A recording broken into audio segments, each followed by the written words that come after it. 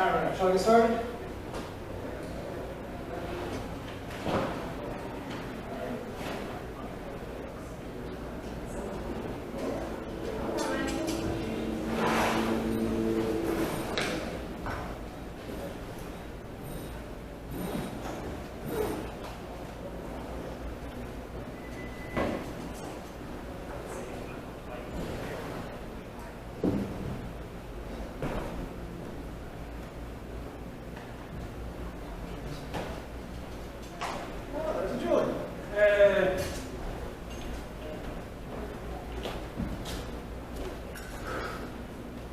So we can get started.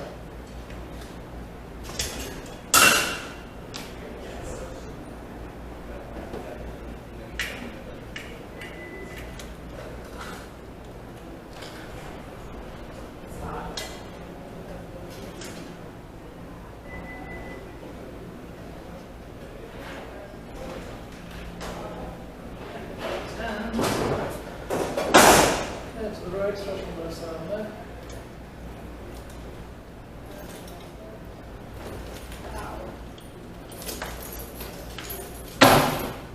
Chin to the chest, stretching back from that.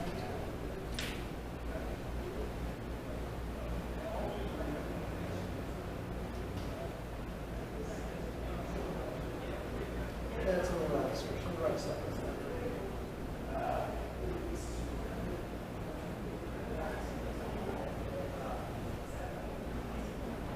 Change towards the side.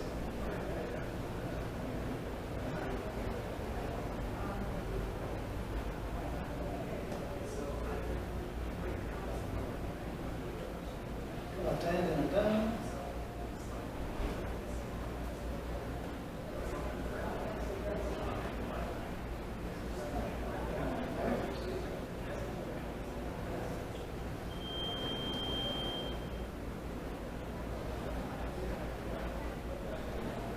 Right hand in and down.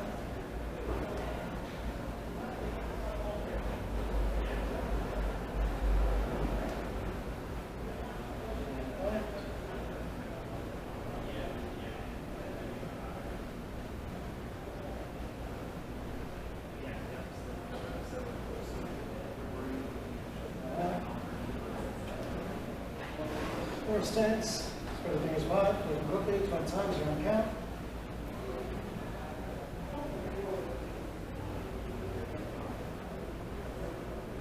And then we're going to right down, 20 times, you're on count.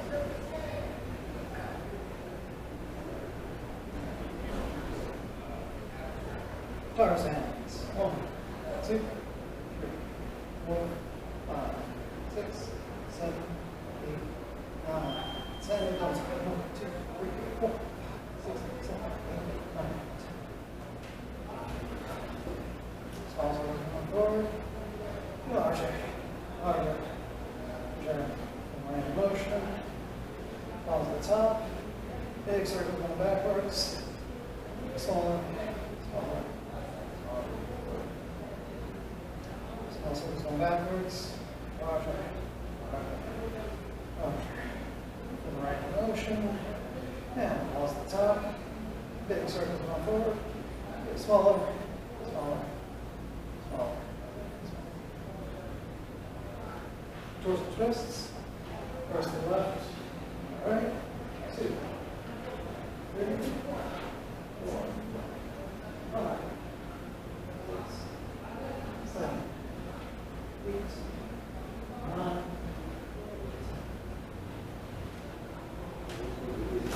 What's that? It was really good. Sitting on the lunge, stretching the hip flexor.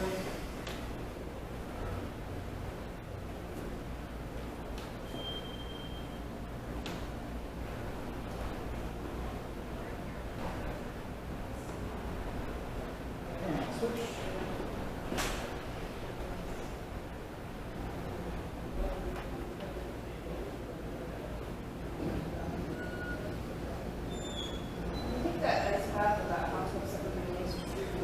Yeah. You mention it every time we're here.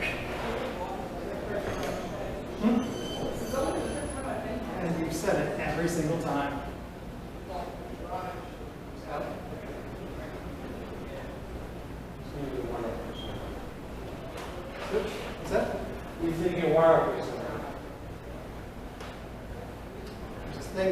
indoor plumbing. Okay, is there a plug in here somewhere? One, two. Well, I think the bathroom's on like the other side of that.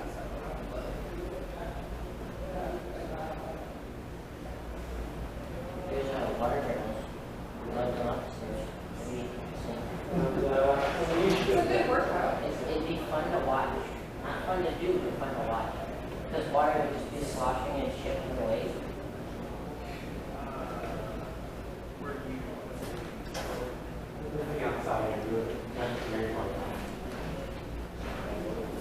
Yep, and by the end of the summer, it'll have rained enough that it'll be full, but it'll also have evaporated.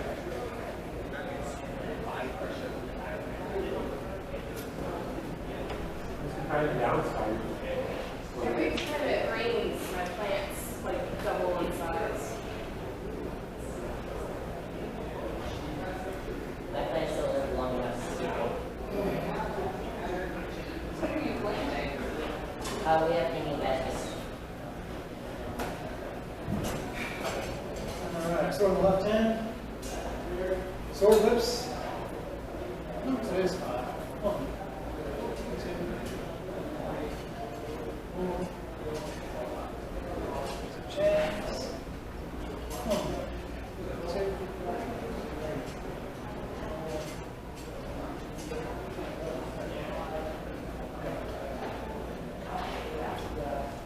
Upright. Forward. Back. 2. 3.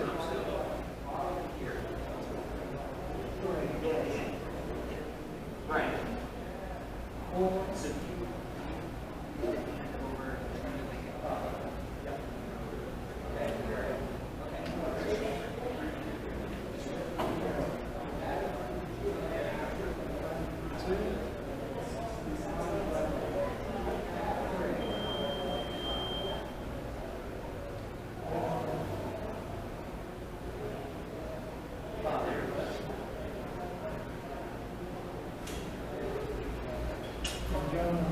Last one, don't use the momentum of the sword to bring it from front to back. It's a nice, slow, controlled, isometric workout. Alright, swords at back, bicep curls. 5, 1, 2, 3, 4, and switch. 1, 2, 3, 4.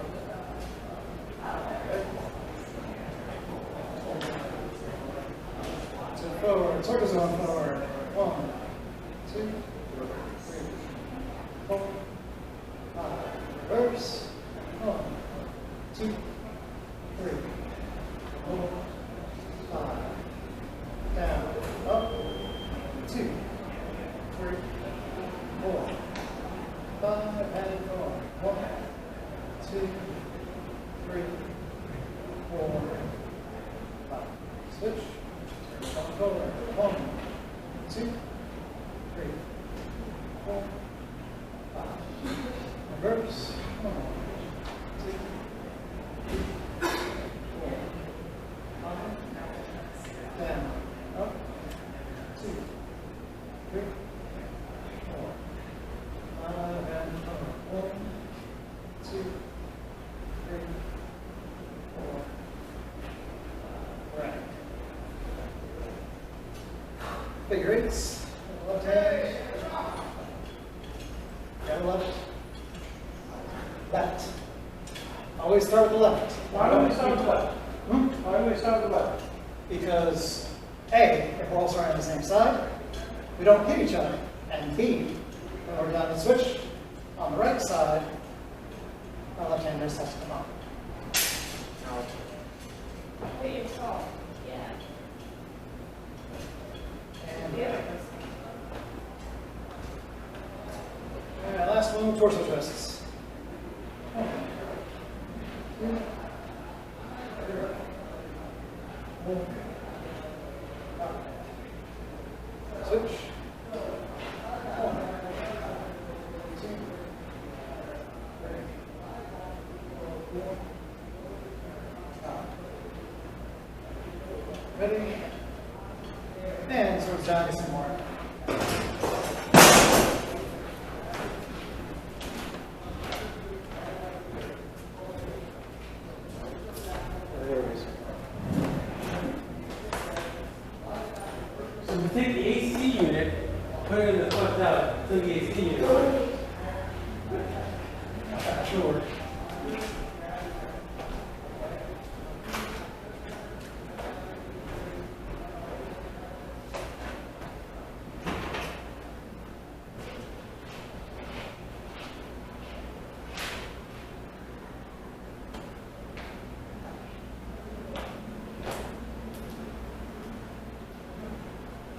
saying that weather is not very good.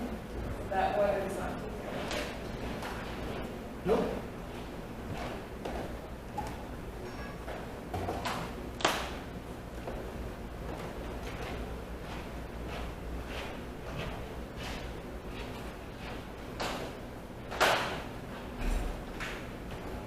Did you say you posted videos?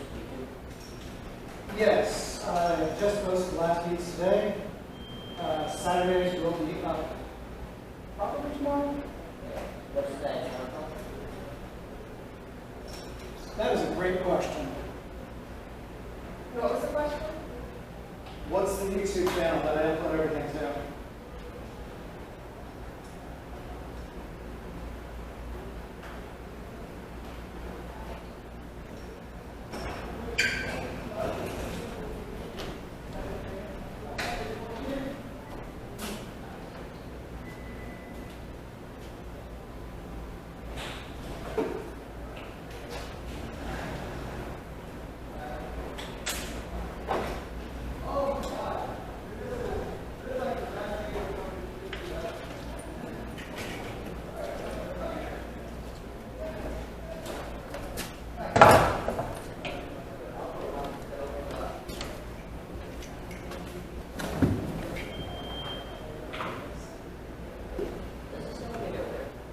What was that? Is this elevator work? Over here. I mean, if it did, then you get water. It's only like a 5% chance of supervising it.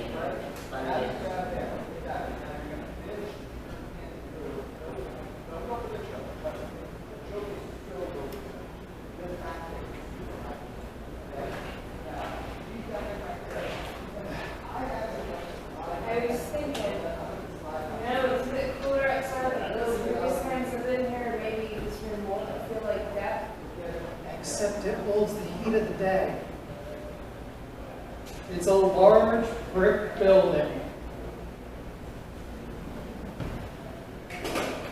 Stone holds heat.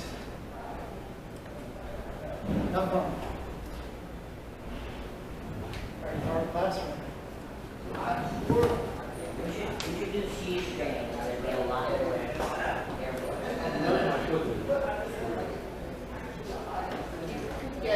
Products revenue. All right. So, my plan for today is up until 7 o'clock. We're going to focus on movement, cuts, parries, and follow-ups. And I'm working on the lengths along my way. Why it's called lengths?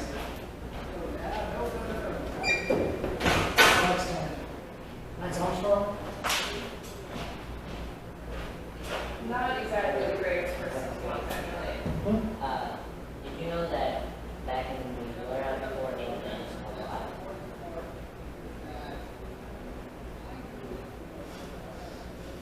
What was that? Back in people named Lance a lot. It is a good one. How old are you? I'm pretty 14. All right, so. That is just not fair. Hey. This is not It exist when I happens. was 14. Yes, it did. Not like this. Not to the extent it doesn't now. But. 23 years ago, chemo wasn't a thing. Arnold was in that. It wasn't called, it was called WMA. Trust me, I was trolling Sword Form International. I knew that this was a thing when I was 14. Data was a thing back when you were 14. Competitive chemo. Do you want to get stabbed? No, so I had my guards. You can make a run through for this. Very. All right, so we're going to practice our descending blows. Since there's 4 of us, we're going to use the 2 compass. So, from a point on the compass, opposite of the other person. one person is going to cut at a time. So you're going to be taking a step, and I want you to get the tip of the point. And you guys should have like one there and one there, so that way, You're not going to hit them. That shouldn't hit you. You're moving forward. Yeah. All right, left foot forward. We're going to be doing Untitled Chapter. Try this one. I'm trying to figure out what time I left. Fair enough. This side cuts when this side retreats, the other side cuts. So it should always be one person retreating, the other person's cutting. And that's why we are at range. I do want you to take a small step before taking a step through. But play around with your mechanics. Choose 2 step through, choose 2 step out. And examine your movements. All right? Questions, comments? Good. Number today is 10. 1.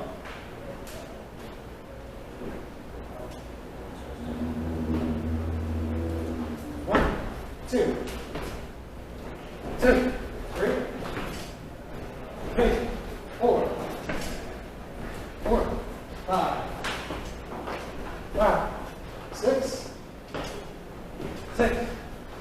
7, 8, 9, 10. Now from the left.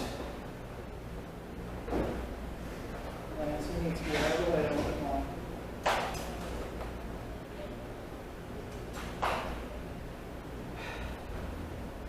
Same deal. Play around with your stepping. Play a step to the right and a step through. A step to the left and a step around. And it's always that reverso and dente. Changing the legs. Yes, you are stepping through. I mean, switching the right leg. Yes, the right foot should be forward. All right. The count's going to be a little bit slower. Wait for your partner to fully step back before you start the count. 1.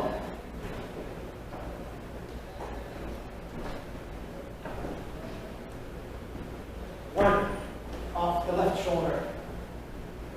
Left. Yep. 2.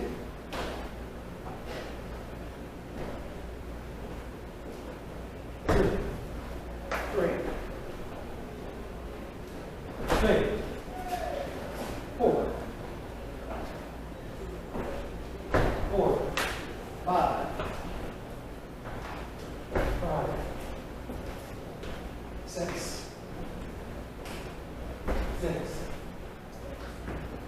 7. 8.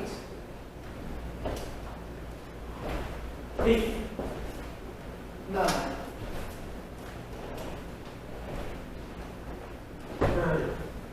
10.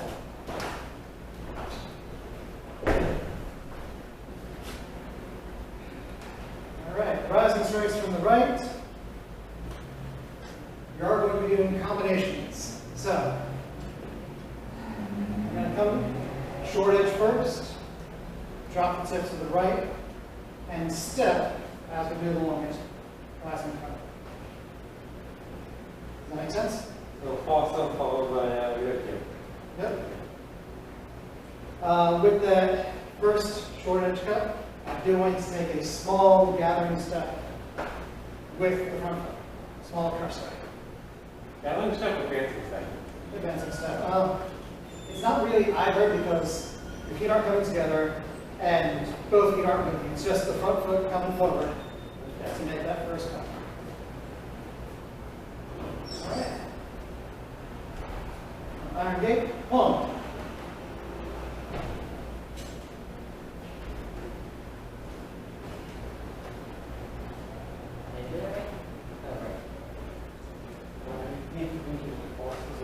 2.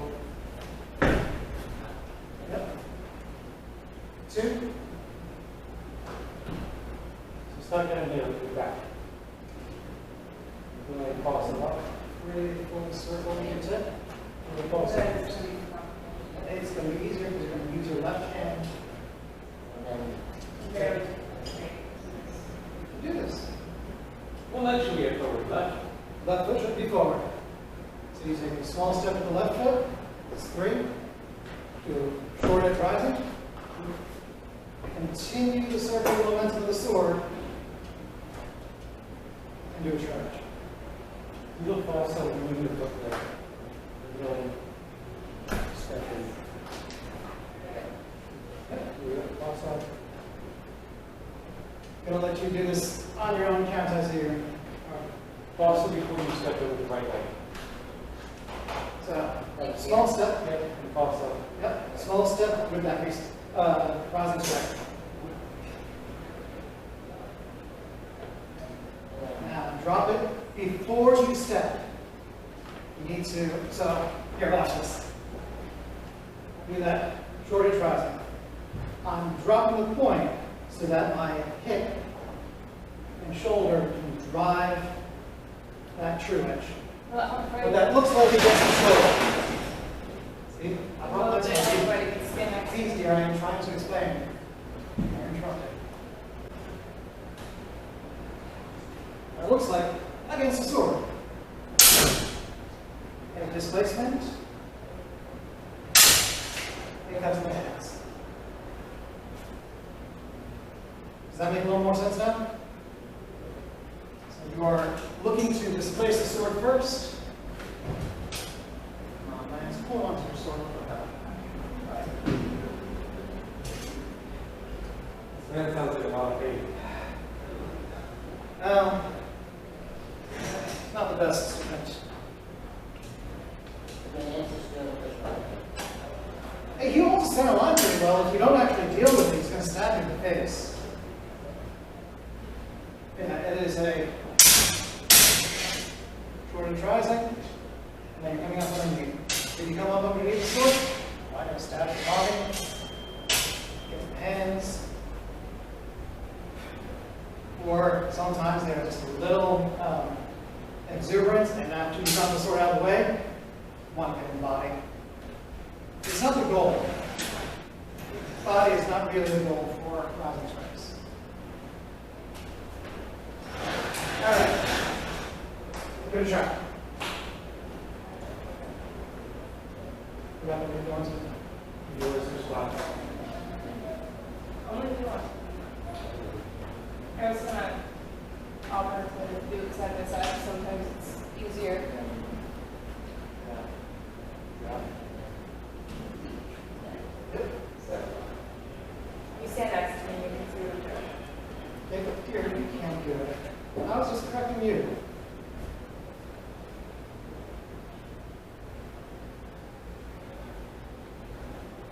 Never mind. What I offer.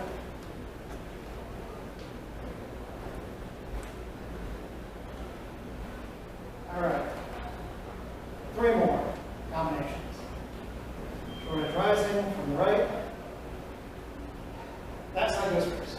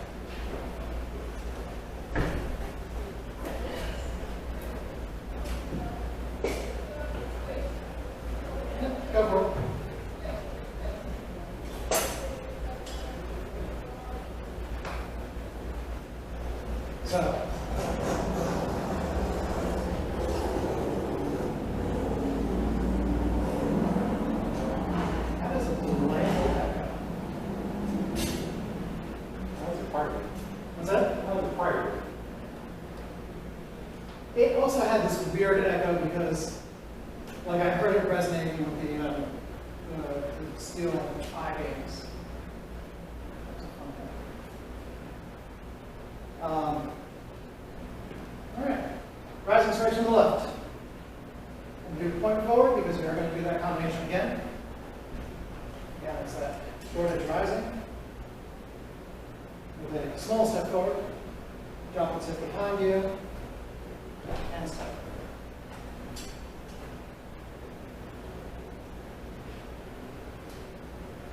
All right, Eric, you and I are going to start first.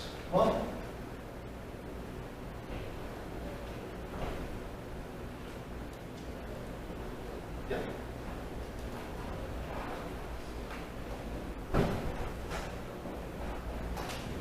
2.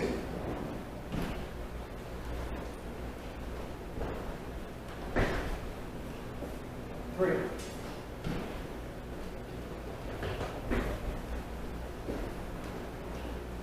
4.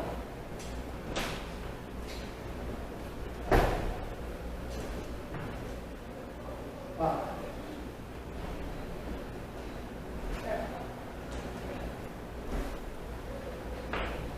Just keep going your own count. Keep going.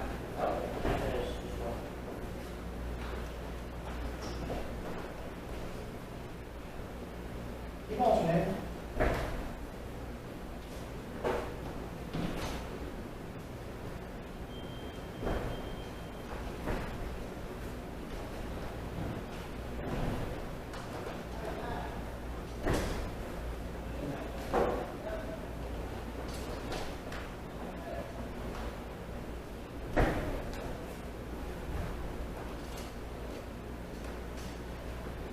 All right.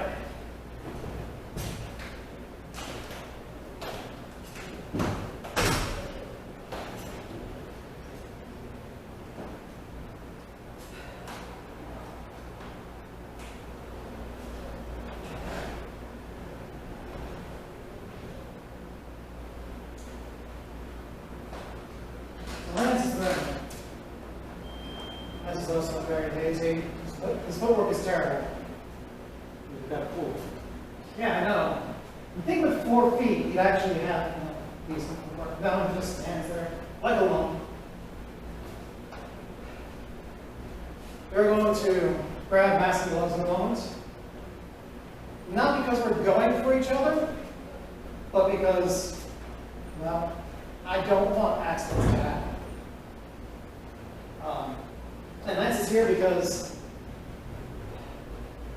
I get to demonstrate and observe. Lance is also really good for this because he doesn't lift the sword out of the way for me. I have to actually do something.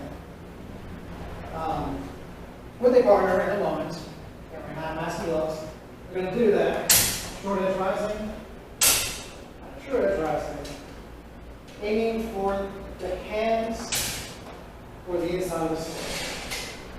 The idea being cut or stab at the end of that. We're going to do this from both sides.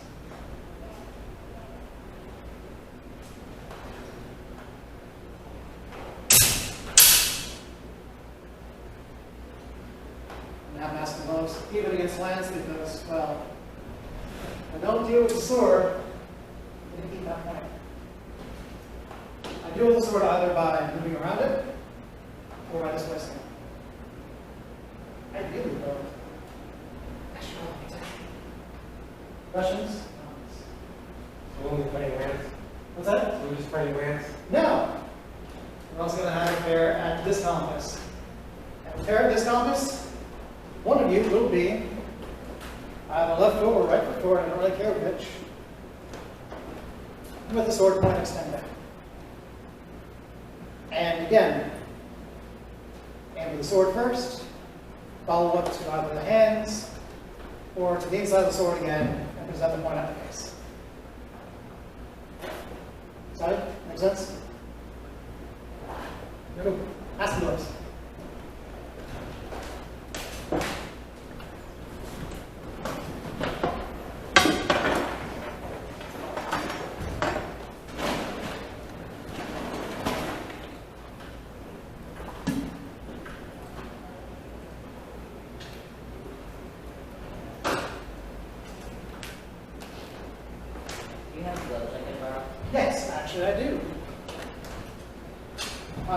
wants today?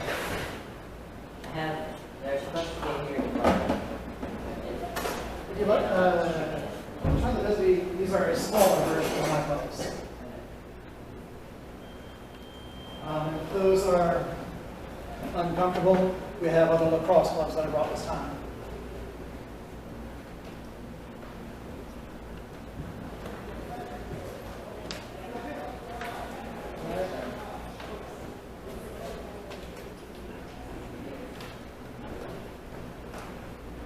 Good? Cool.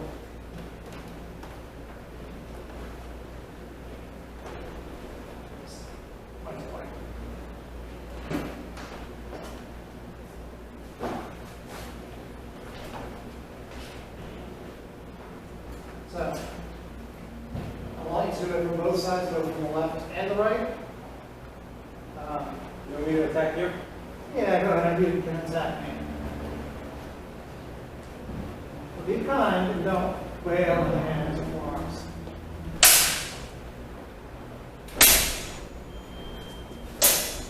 I want you to come back on the same side. That combination we were just doing there, I want you to do it against the target.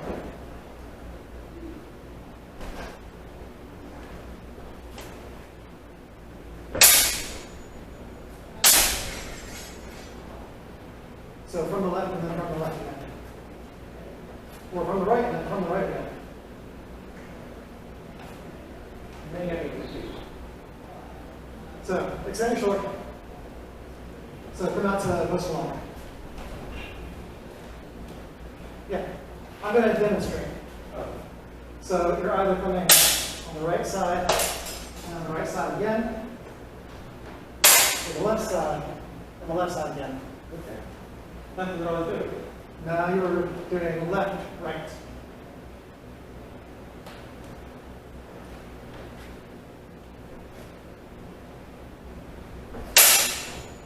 There it is.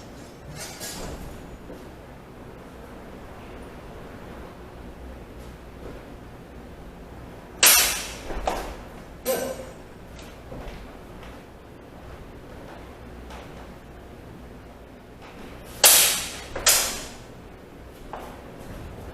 One more. Then I'll trade out and everyone else can do things. Good. You want to be paired with Julie or do you want to try nice? You want to be paired with Julie or try nice? All right. Get towards the nice.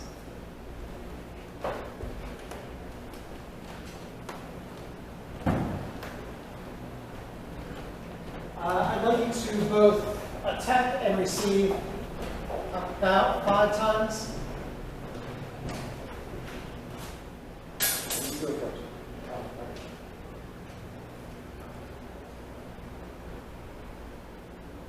Well, you want me to break the sword? Whichever side you have the sword on, I want the other foot forward. So if your sword is on the right side, your left foot should be forward.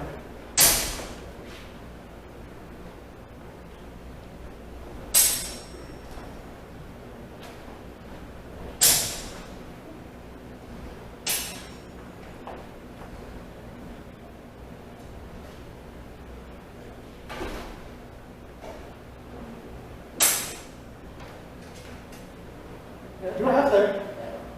No, you did the first part right. You just started to follow after a little early.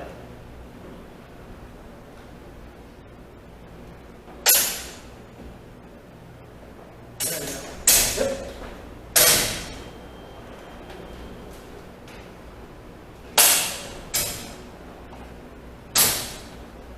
All right. I'd like to displace the point. When you're making that rising strike, it's a sweep across, kind of like a rising from high.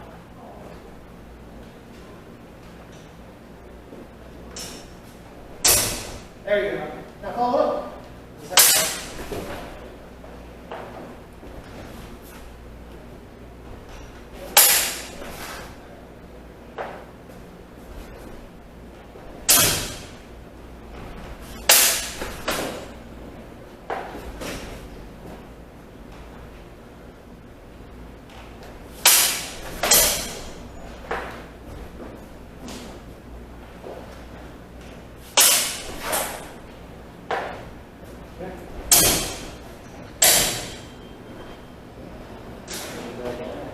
turn. Other side this time. Try from the other side.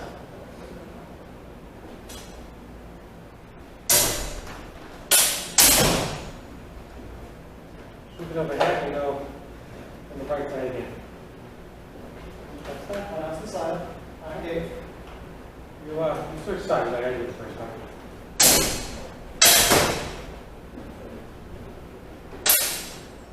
What lens do you do? There you go.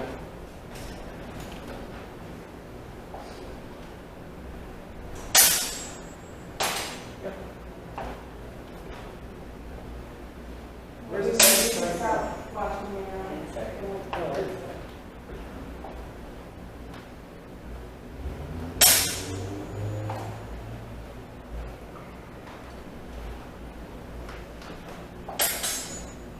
Turn.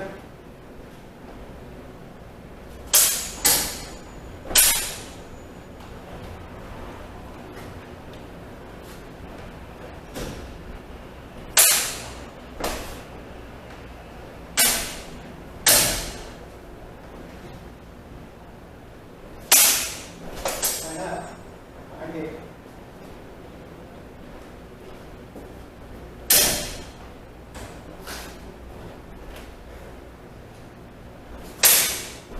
Where's the second strike going for?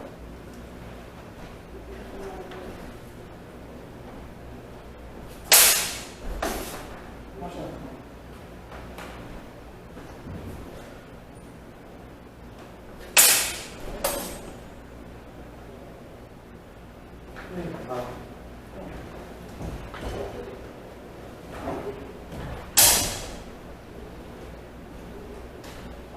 In wrestling, there's headgear, which goes in your, like over your ears, and makes you steady your face with it. This is like 10 times worse. You need a band in this thing. All right. Rotate. Point is down with the lens.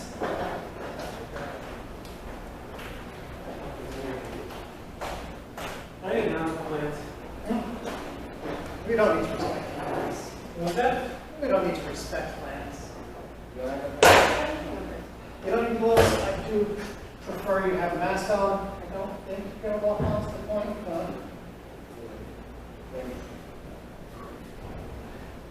5 each.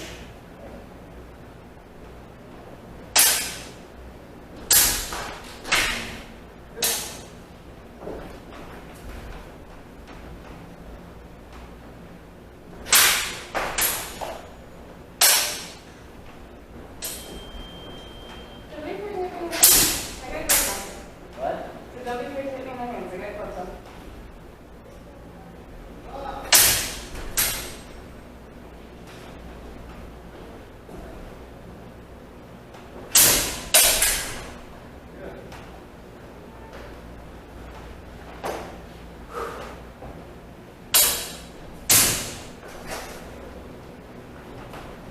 Is that 4 or 5? That's for you.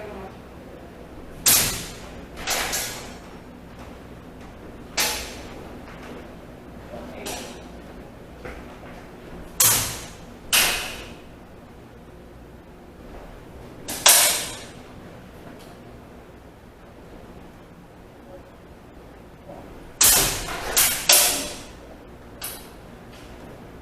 Well, it's fair. That's okay. Pop mask gets mad. What was that? Now pop mask gets mad. What? I'm just trying to clean this up. No problem taking the mask off. That's what I want. It's Yeah. all sweaty first. Yeah. One more. Step through.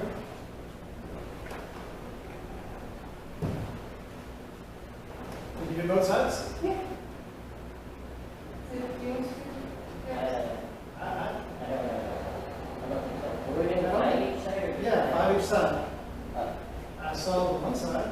Did you do both sides? I You did. did the one side. I I did did the both. right side. All right. Well then, you got a little more to do.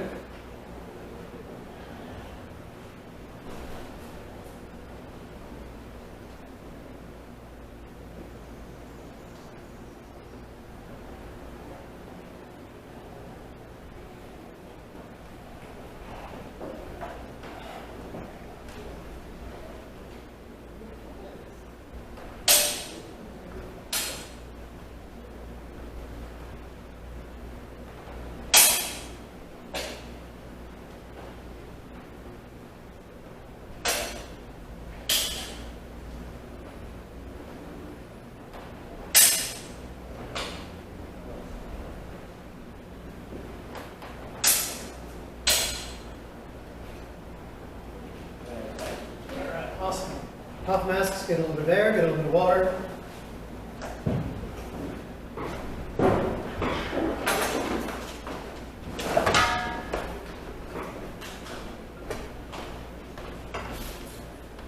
I'm not sure who this is, but hey, it's That is the post. hey, it's kind of useful. All right, so the next drill, we're going to be doing similar ideas. We're going to be doing a rising strike. So this time, we're going to stay on the blade, wind out, and stab it. I know, it's crazy, right? Focus on your point. Along the short edge. Displace that point. Now I'm not going to be all the way up to do this thing again. Here, are you going to be confused with what we're doing? I'm explaining the drill. Up short edge, displace the point, then wind as you make a step to stab. Now, when Lance is here, he doesn't have enough arms. So, I am going to give you a face to stab. Not mine, but with your brother, I would like you to, after you displace the sword, again, wind against it and stab it. To the mask, or wearing masks. If you are getting stabbed, don't just let them stab you. Provide some resistance. Question. Answer. When you step in, you want to step in straight or you want to step in off to the side?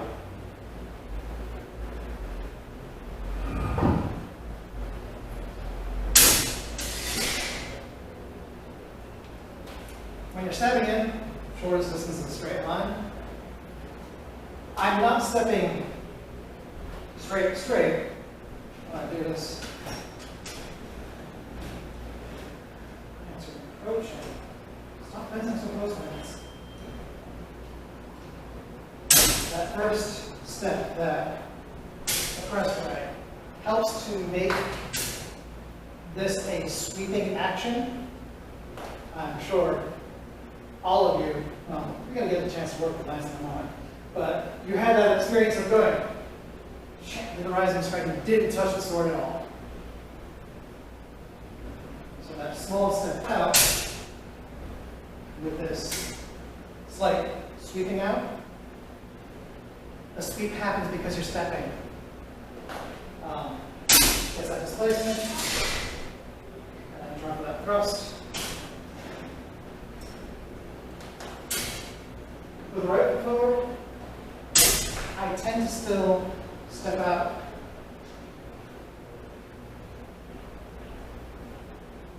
To the left. Or the right. I don't step directly in for that first strike, but whichever side I go to, I then wind and try to stay on the same side of my compass line. So if I step to the right over there, I stay to the right. If I step to the left like I do here, do it right back, press increasing step, not passing step. And I stay on the left side of the line. Okay.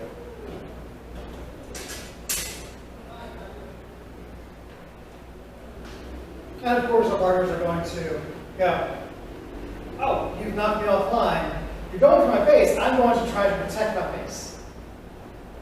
Don't try to counter thrust yet. Just protect your face. We're friendly, cooperative. So you should probably stab your partner's face around half the time. Partners, that doesn't mean to just let it happen. It means that if it's not working, have a conversation. Why isn't it working? Am I not making good contact with the blade? Am I whacking it so far the way that my own point isn't online anymore. Have that conversation. It could be, well, yeah, you knocked it offline, but I really like my face, and I come back real far. Have that conversation. 7? You guys work with lens. They use face mask. Yes, it's just studying the face mask.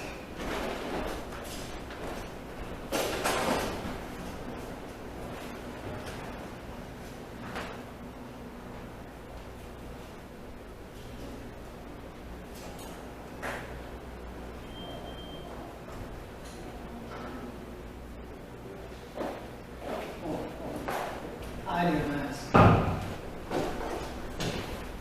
You're not aiming for me, accidents happen, and I don't want to become a pirate.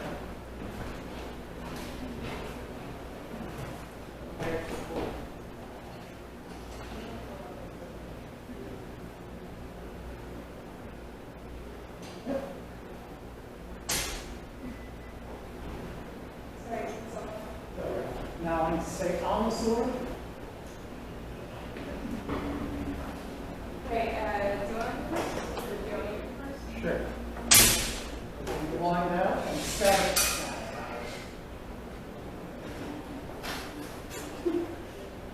This is it.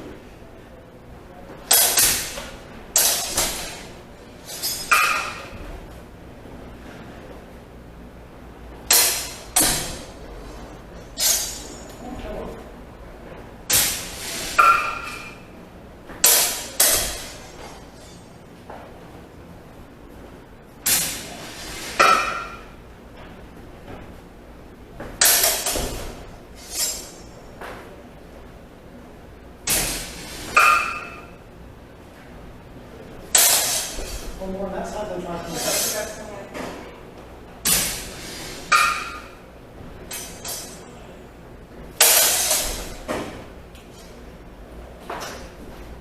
Gonna try.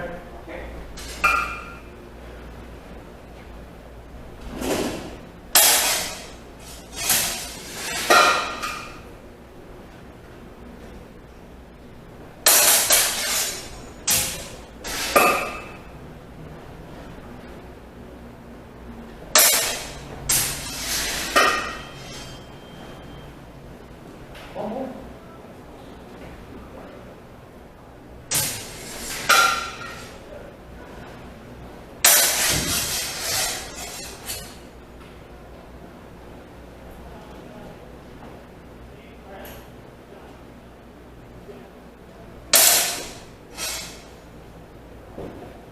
Let's try.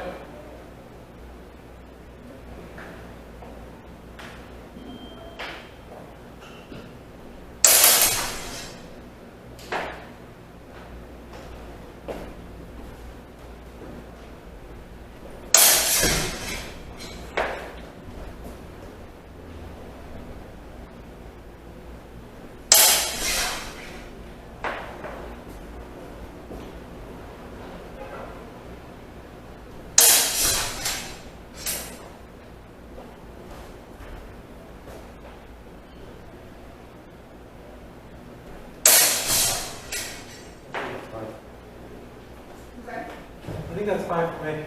All right. Why didn't it work? Bring your arms very far back so I can't get it.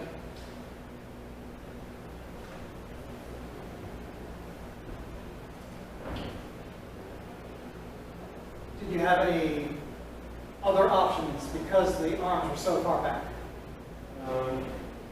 We do over here, you free back here. Like that, or you can just cut around. Try, if the hands start coming back, to redouble your strike. The hands are coming back, they're up here in front. So, So do the, good thing you were just doing, yeah? okay. Give it a try.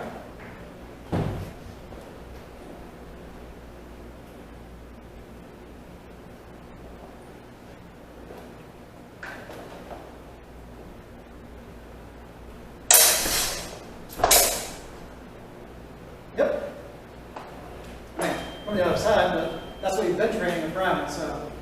What was that? I said you came to the other side, but that's what you've been training with Brian, so makes sense. Then I'm supposed to come up by.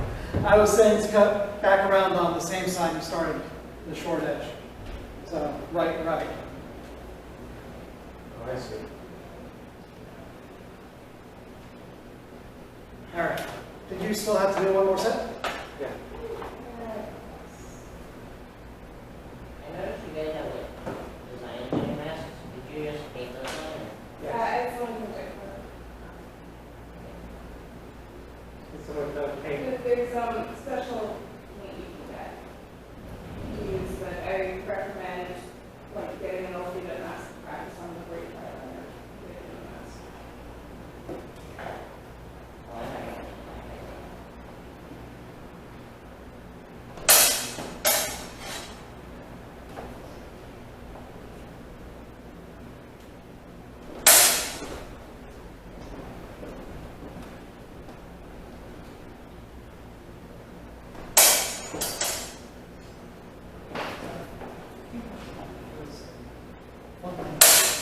Our brains don't actually know what might do anything, so you learn as much and train a lot of others. For sure.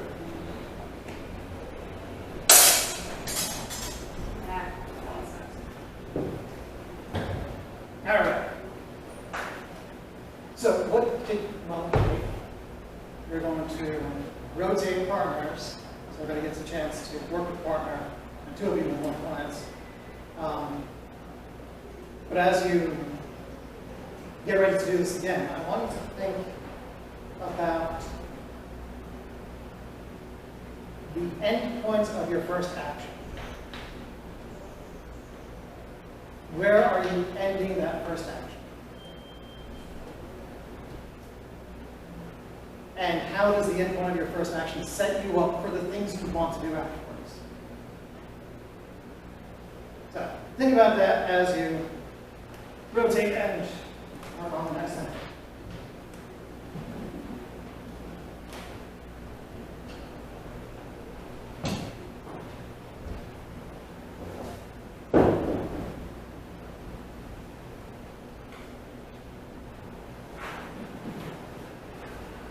So if you bring your arms back, should we do that second cut? What's that? If you bring your arms back, should we do that second cut? Go for it. Okay. I mean,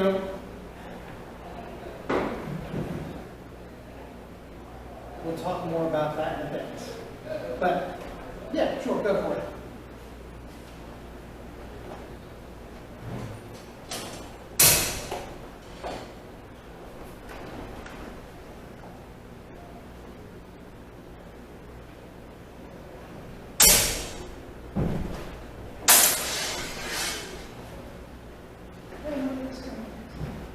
With the first strike, get a bigger step with your front foot and wait until you want to step. Take the Nothing. second step. I was trying to counter.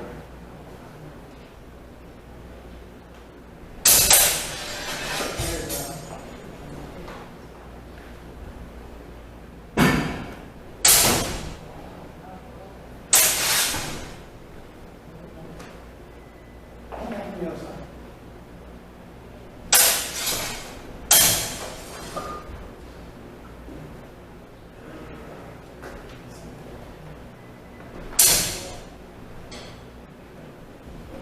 Back to where now? Yeah. You always do it, see? So I'm supposed to resist a little bit. Yeah. Okay. Oh, look at masks.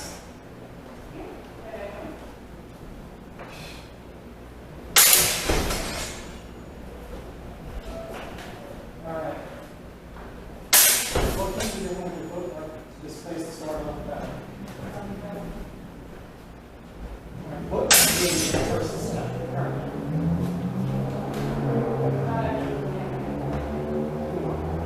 The step.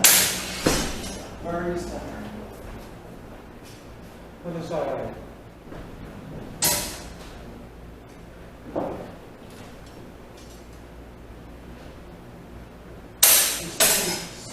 down the tape. Just off to one side. You have a short sword. There you go.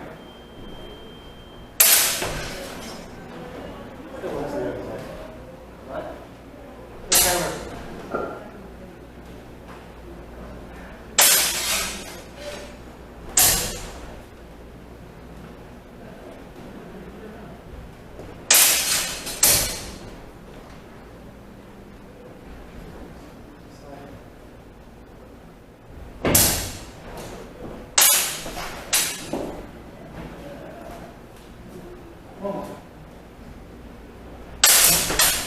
Sorry.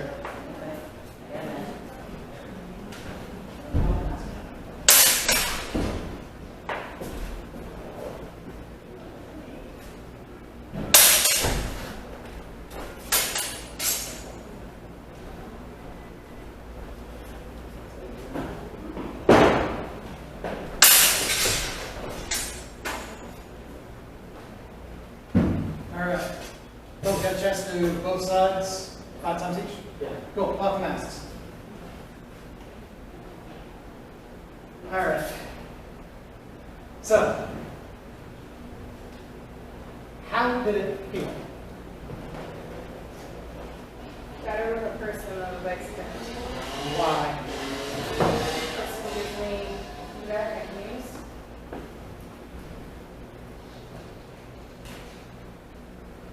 Are they trying to make it easier for you? I don't think so.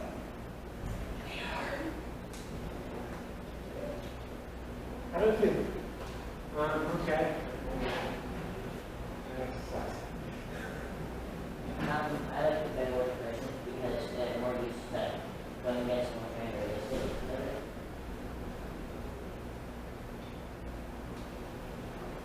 Completely understandable.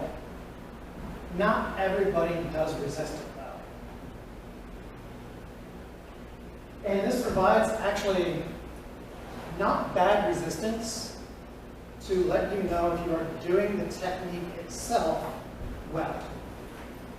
If you are targeting where you want to target well.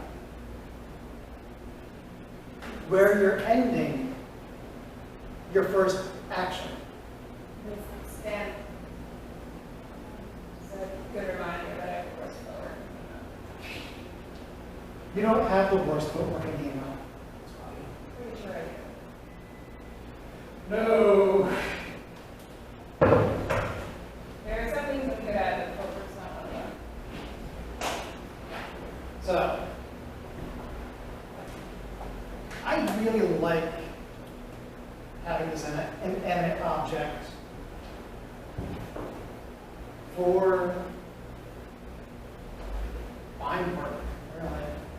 By the way, I was cheating and trying to get you to stay in line and do stuff like that. I noticed that when I was working with you in the first few exchanges, you would come off the sword, which made it very easy for me to parry you. But once you stayed on the sword, it was much harder to parry that. Yep. So,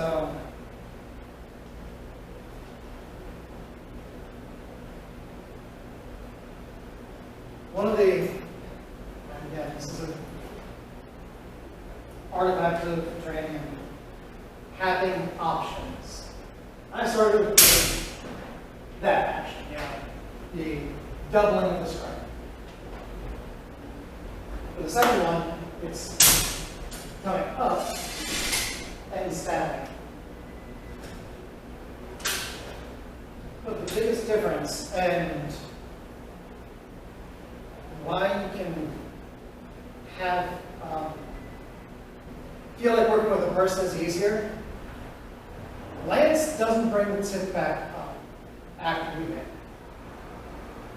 So, if you're doing this thing, my cross is way above the sword. So I don't have a connection to that sword anymore. We're going out here, where I have that cross still available. It gives me that little bit of safety. So when I was asking you to think about where that first action ends, I was asking you to think, okay, I'm making that rising strike. Where does that strike end?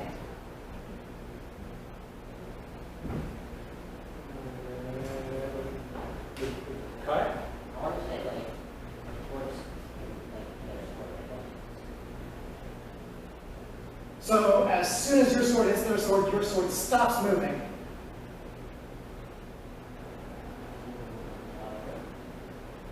But like it kind of, Why? The sword's still moving. but then like you transition to that. Where do you transition into that thrust?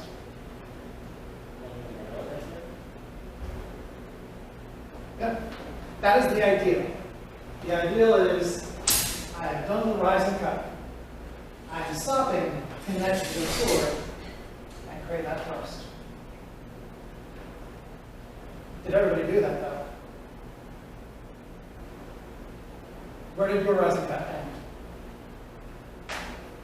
Usually just listen to the sword. Where was your sword physically when it stopped moving? In line Where was the point? with love. Was it? At my point, I know I did it was like piercing her. And I switched to the crust. Because I kept Mine was missing like, my the point right side of the head. was like chest, at least in Julie was like chest high. No, I wasn't. Julie, where did my point? What was that? When I cut, where did my point finish? I don't know, I can't really see it. This feels like you're at Proper master. Play your mouse down too.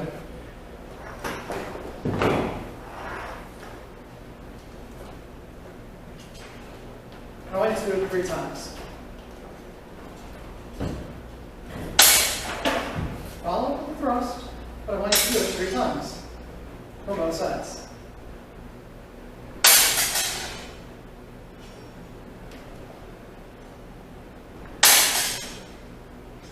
Now do it from the other side.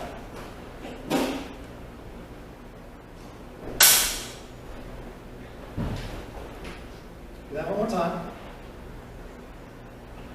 Pause. That's where your cut ended.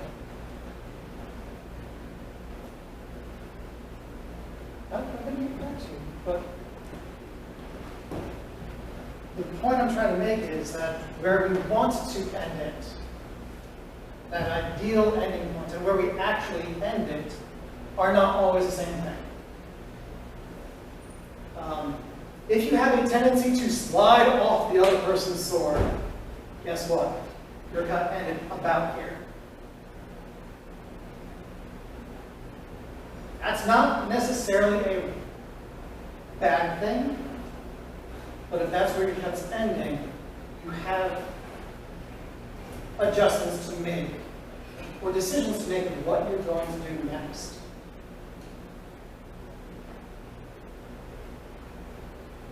So when you said, should I cut if their hands go back? Yeah, go for it.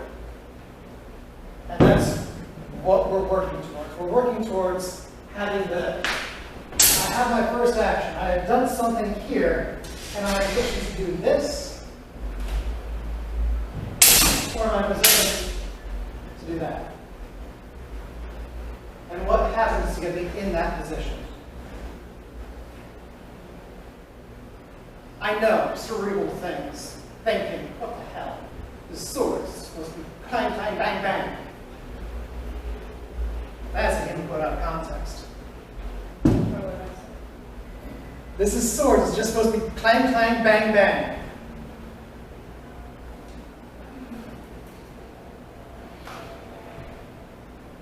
Eric, do you want to try this with the lens? This doesn't take that long. And you'll get to feel what everybody else felt. I still need to put on this.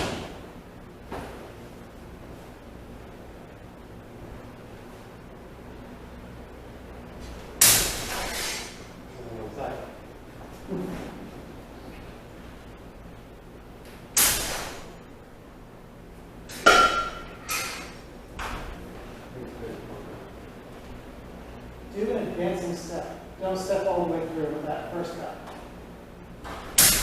And go for it.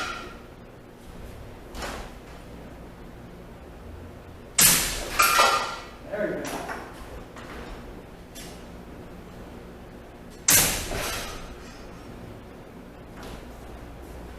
One more on this side, then do the other side.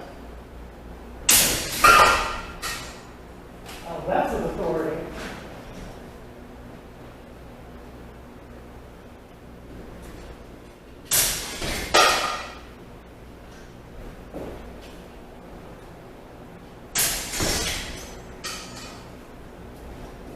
Still down on the chest. Holding you down. Hmm? Sword point's holding you down.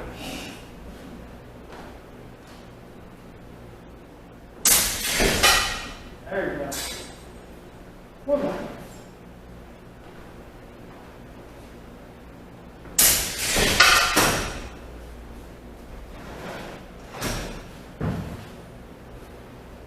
So, the last two times, something really cool happened. It went towards this one instead of away from it. Yep. And what happens to the cross your sword and don't let it? Come together. Yep.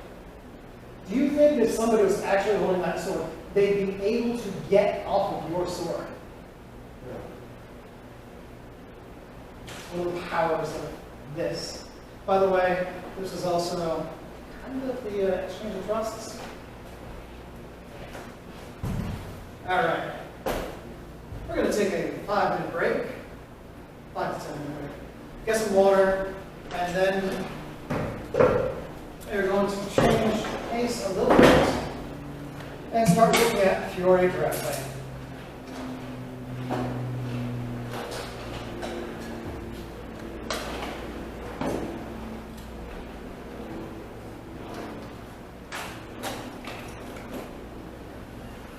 Because I am a book nerd, and I like to read from books. And Fury is a wonderful bedtime lullaby. How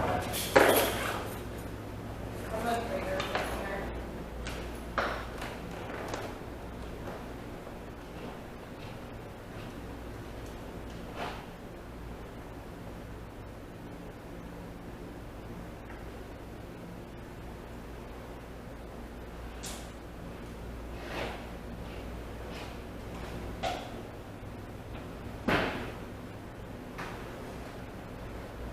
Do you guys ever do the face shield with that sword? What's that? Do you ever do like a face shield? I think that's a face shield. That's sword. I don't. I'm strictly longsword that The big thing on back there? around. Those are actually dueling shields. There's no sword to go along with that. You whack them all with that. Oh. You just use a shield.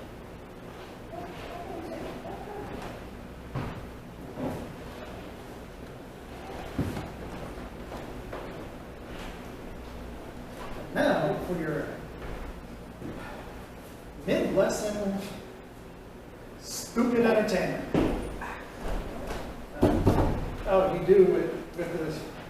You see, as much as you can do that, I really enjoy. Oh God, this is not going to take it. I like the You got a big shield. Yeah, you got a double-ended spear and all sorts of pointy bits and catchy bits. So you can use it.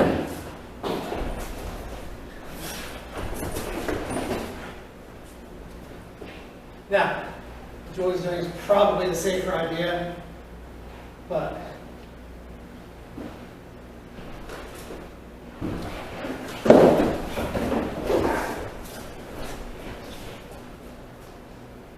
Probably use both ways. it is used both ways. I've never seen a candy cane used so good. Well, it's Say fine. that- say that That's again? the thing. I've never seen a candy cane used so good. That is going to the Microsoft Commons. These were used for legal tools in Germany at some point by peasants. And I guess the idea was if you hit someone with a club and you weren't necessarily kill them, like a sword would. There's a historical manual with these in them. What are they made of? These, Who cares? 5-gallon plastic buckets. Or well, larger than that, but same material. It looks kind of like a trash can, or like one of those blue barrels. Yeah. Yep. Maybe mix them up.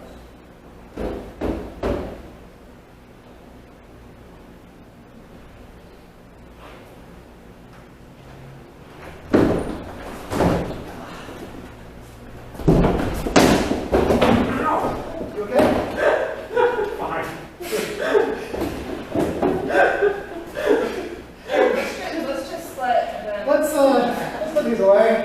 This is a silly game. Also, somebody's gonna get injured because it's a silly game. Carry on saying, no, it's fine. You pop me in the head. Safety issues are recommendation.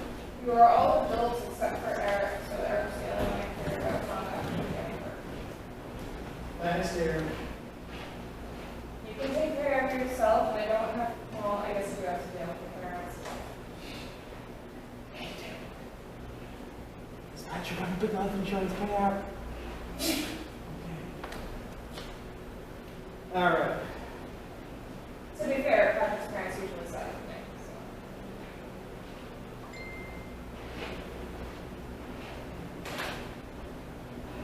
me, You seem like the more sensible ones. That makes sense.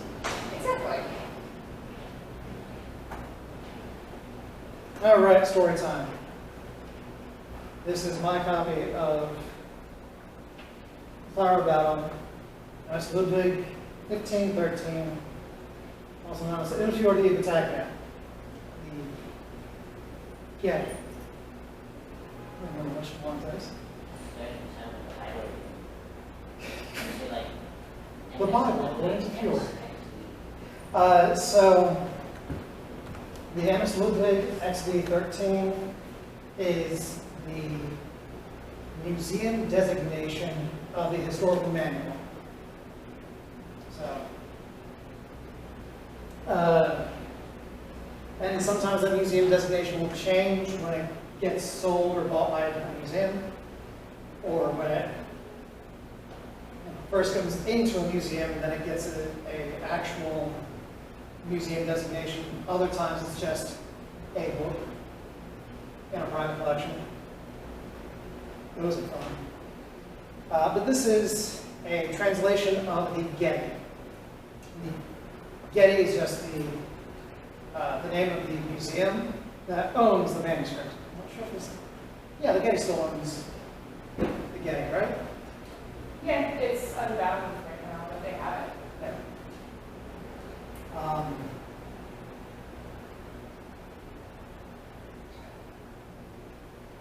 You can debate whether or not the Getty, Morgan,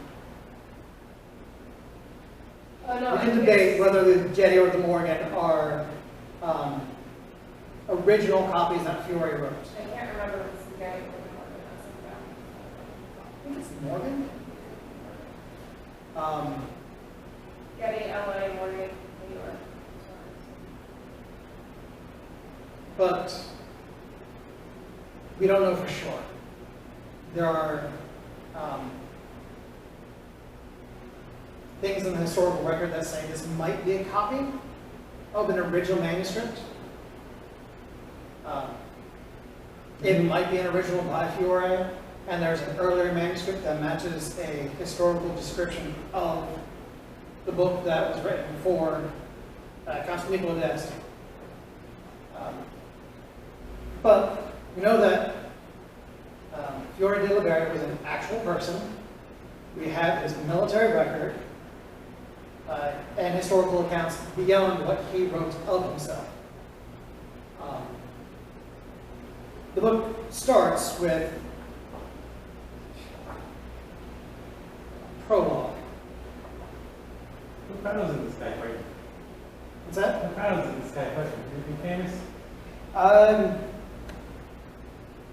Specific battles, he was involved in a few. He was actually commissioned as an artillery officer for a city for a good portion of his career.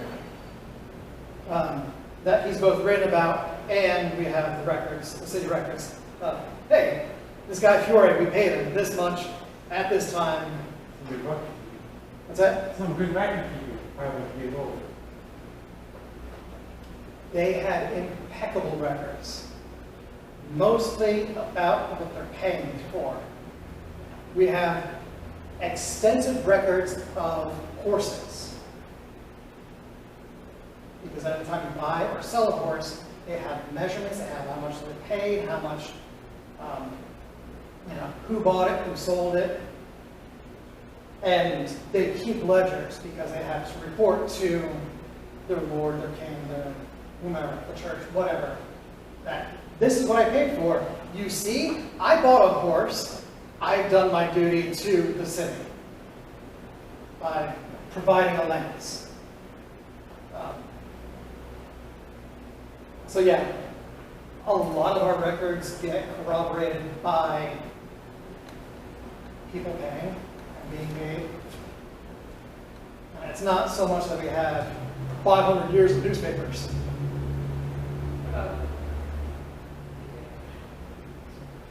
Sort of. But the prologue is, I, Fiore the Friulian, born in Cividale di Austria, am the son of Sir Benedetto of the noble order of 39 Primariacho in the diocese of Patriarchate of Aquileia.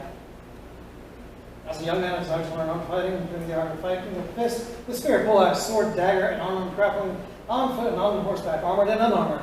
And he talks, and he talks, and he says, I learned from a bunch of people. I taught these people. You might have heard of them. At one point, he says that he does a lot of traveling into what is modern-day Germany, the Holy Roman Empire. I don't remember what he calls it, but he traveled a lot, and he met so-called masters, who were no master of mine, and indeed they challenged me to a duel. In fact, I fought 5 duels without honor, or without armor, and by the grace of God, acquitted myself honorably without injury. How many duels did Fiore win? 5. All of them. All of them. Yep. That's a great question. How many duels did Fiore win? All of them. It wasn't wrong. Who were these 5 people that he fought in duel? I don't know. He doesn't name them. He doesn't name and shame. What were the rules of the duel?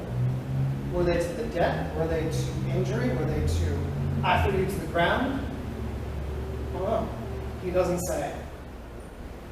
Obviously, there is some cultural knowledge about what that meant to duel unarmed. But it's obvious that, like, the entire idea, I dueled somebody with a sharp sword, no armor, no scars. Bragging. Fiore's a big bragger. But at the end he says, because I can draw and write, I'm going to write down the art. Because I tell you that having done this for 40 years, in any other profession, I'd be considered master twice over. But you can only hold a quarter of this art in your mind. So he wrote it down and drew it. He goes into grappling, baton, dagger, sword in one hand, sword in 2 hands, sword in armor, poleaxe, spear, and then horseback stuff.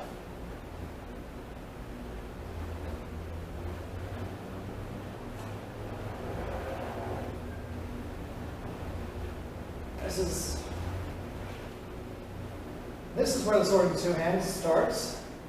Everything before that is grappling, dagger, a little bit of sword in 1 hand. Over half the book before he gets to the sword in 2 hand stuff. We're not going to go into the dagger stuff, but the dagger stuff is important. We're not going to go into the dagger stuff today. No, you're not doing that stuff. Today. Who are you and what? Today. That goes a 12-hour dagger session, but not that must be long. It's fun, and we break it up, and it's actually not, it's exhausting. But it's not as bad as it seems. But with the sword and two-hand section, it starts out with guards, positions, places to be, things to very loosely use the word weight in. But it talks about guards first, and then he has plays later. I'll talk about the plays eventually. But we're going to start with these 4 guards, because it's important. Because where we hold the sword matters. Where we hold the sword determines what we can do with the sword.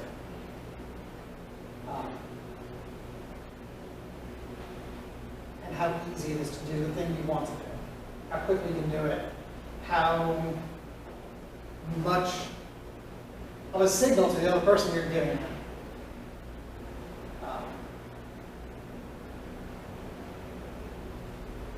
I've ranted a whole bunch. We want to start picking up swords and see what we're supposed to be doing? Sure. Cool. Grab a sword, stand up. Let's open the door. No masks. No masks.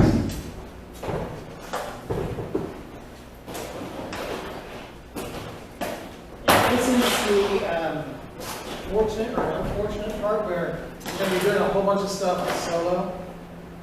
We'll get to use this in context next week, but for today, we're going to do these things solo. Jonathan? Alright, here begins the guards of the two-handed swords, and there are 12 of them. The first is the full iron gate, 2 of the force of the battle, which is a very strong guard, and a good guard in which to wait for an attack by any kind of handling weapon, whatever its length, as long as you have a good sword that is not too long. If you cover from this guard while making a passing step, you'll transition to close range. But you can say constrained, not close. I have issues with translations.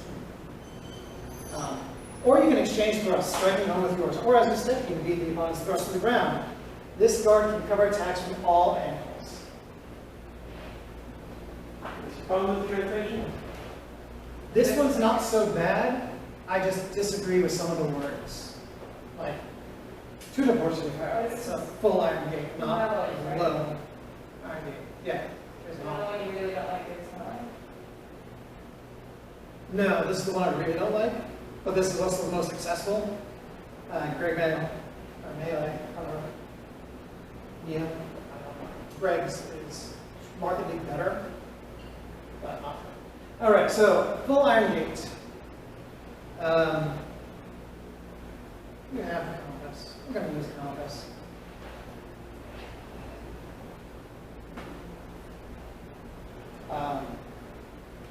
Assuming that your target is the person across the way from you. Your left foot is forward. Down the left. And I'm going to be at the tip of the sword, or tip of the point. There you go. No, you're good right there. We're not actually going to be cutting at each other, but this is a reference for ourselves. So, for the full iron gate, left foot is forward, sword point is to the right. I usually have it about even with my front toe, though it can be as far back as the heel, but you want it on the front side of the body.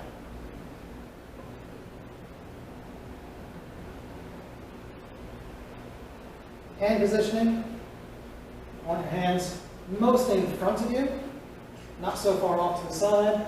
A nice relaxed position, because a good cover from this, take a small step forward, and bring the sword up so that the point is about even with the crown of the head, and the edge is along the left side of your body.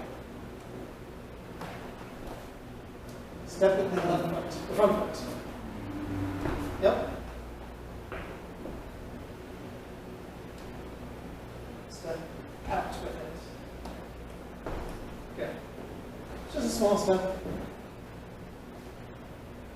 Now, why do I want to step out and not a step forward?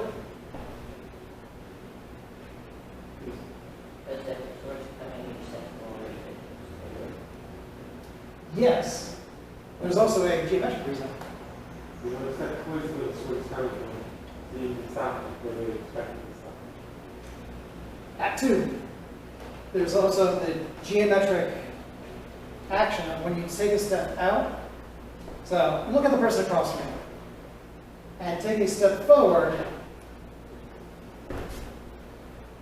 versus taking a step out. Where does the edge of the sword end?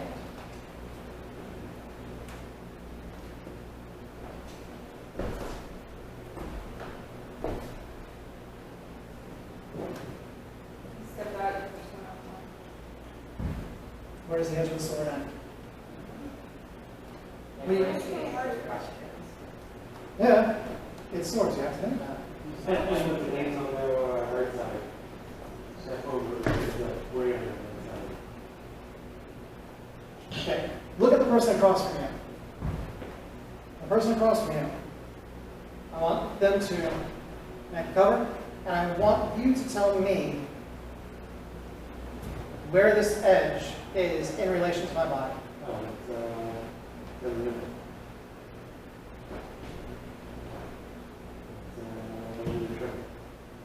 Is it past my shoulder? It's like on your elbow. Hmm? It's like on your elbow. Yeah, the other's the thing. Try it.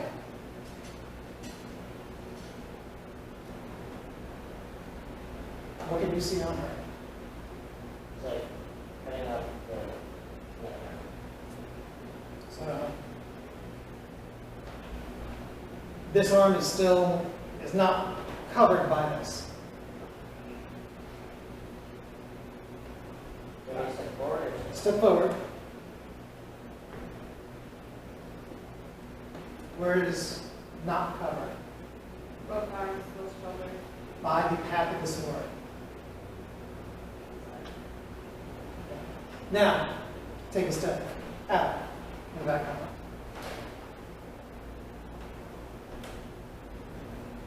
It's covered. Where did the sword cover? That side, it's covering his heart. Where does the sword end? What can you see on the right side of the sword? Can you see him? Yes, they're plain, not working. Can you see his left shoulder? I'm going to do that myself. Staggered, you do the step outwards. You're also coming way out from the side. Do a straightforward thrust. Start from the back.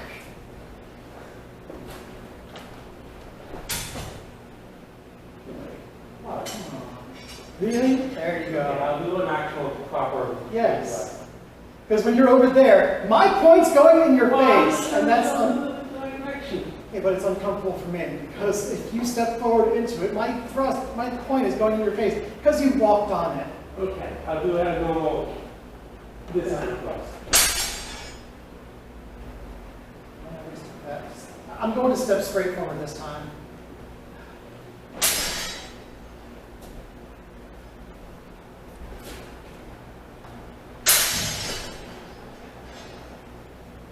Watch again.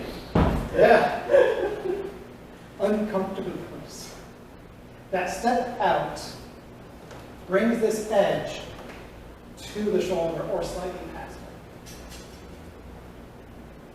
Meaning that the path that the blade takes is covering your body.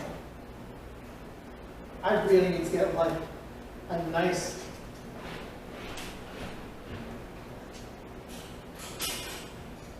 I've never tried this before. I don't think it's going to work.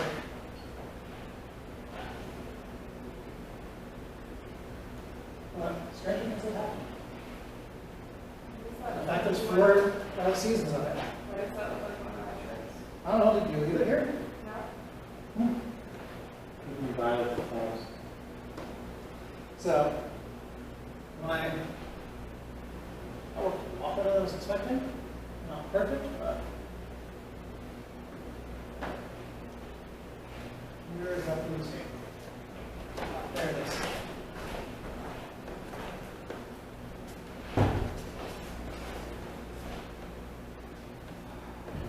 All the times I wish I was a car, never thought it would become swords. I was color guard tools. So,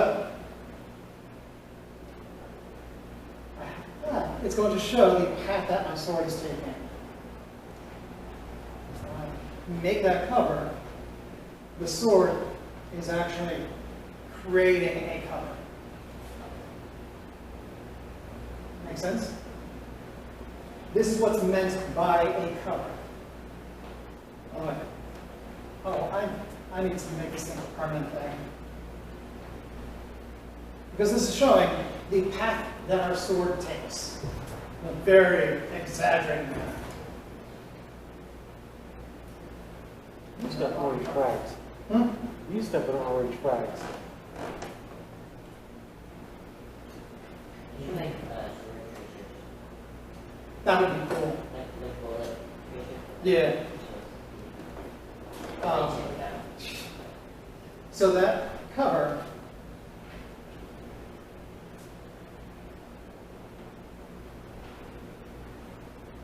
is what's protecting us and what makes this guard so strong.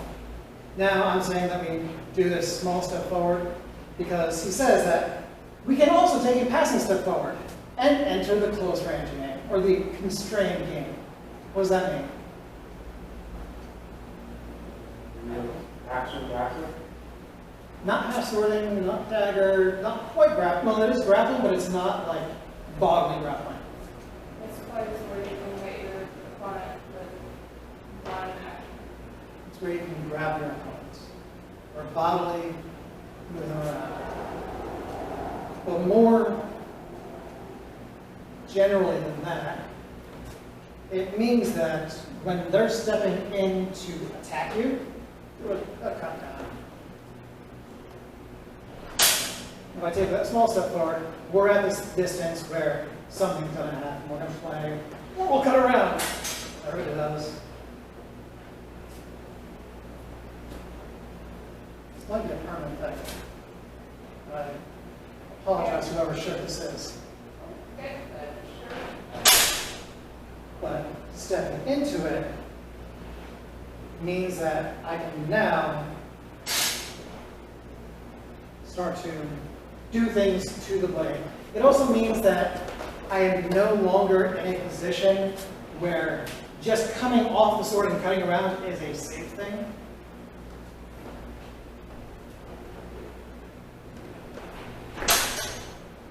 Because if I come off the sword, right there. Yeah, there are people more fast. I mean, I'd be able to cut around real quick, but no. This is the range where you have to do work, do the thing. I don't think you think that. Just pushing you to go. What's that? It's going to move you surrounding. Keep going with the things you move. Yep. That's why it's the constraint game. So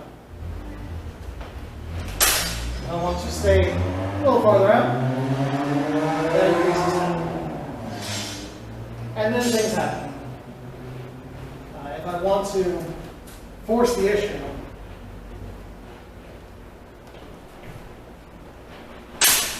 I step in, and then something's going to happen. Most likely, because I'm not going to be able to get that cut. Because Julie likes her head. So she's going to start to lift up and push me to the other side. to give me that chance to step in and then do other things, which Fiore says, you can do this. We'll talk about that later. Questions, comments?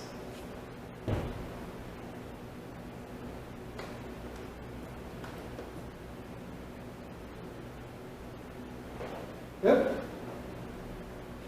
Cool.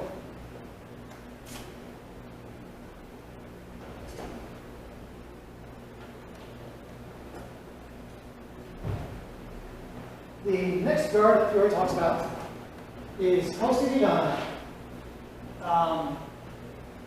Posti di donna destra. Destra is like that?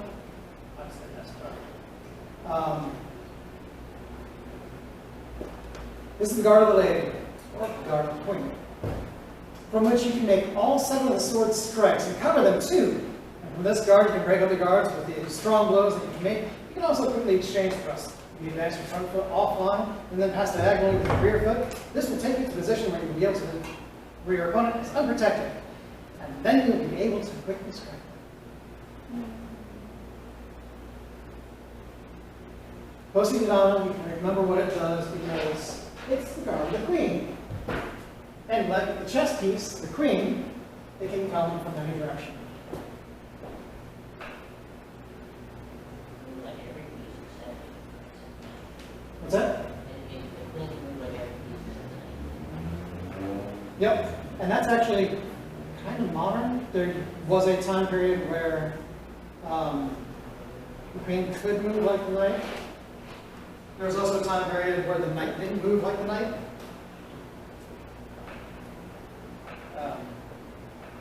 That gets into the history of chess, which is not my area of expertise. Being able to play chess well will help you fence better because chess consists of being able to plot out multiple moves ahead. I am an absolutely horrible chess player. I just go with it. Very ridiculous movement. You run your king and you shut the queen down. I'm just bad at chess because I'm bad at visualizing all the What's coming off? moves and counter moves. All right. Likewise, when I fence, I do the same thing over and over and over again. Even to my neck. Posti di donna is drawn on the right side at least 4 times. And goddamn well. I'm not all the same. Would you like to see the pictures? I assume it's just this. Not quite. Come on. You already had to Story time. out of the meeting. So we're going to start with these 2. These are facing each other and opposed to each other. And these are both posti di donna. This one? That is the archer's guard. We do that. We don't do that until much later. These 2. These are both posti di donna.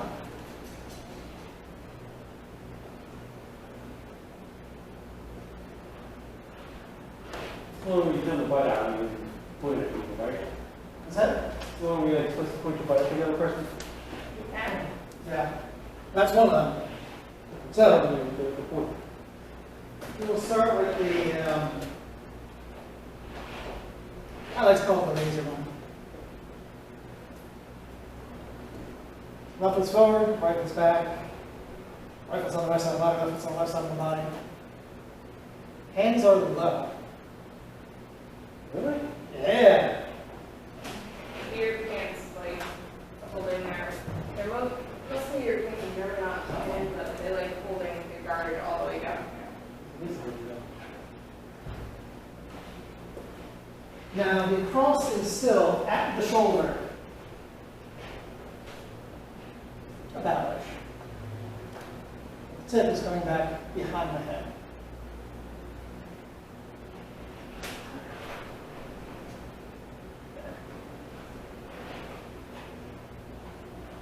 This is the first place you did on it. And with a small turn of the body, this is also proceeded on. So to do this from here, take your back foot and pass it behind your front foot. Now, turn either on your heel or your toes, whichever, so that you're pointing your heels away. But your shoulder is still pointing maybe slightly to your right of the person. Still pointing towards them, so you look over your shoulder a little too far. There you go. Then there should be just, No, not all the way around. No. Something like this. No, it's like, I can run this way, but I gotta watch. Gotta be able to look over that shoulder to look at the person. Now, that's the position. There's also a where do the hands go? Is that the same spot? Look like, I switched up a couple of them. Because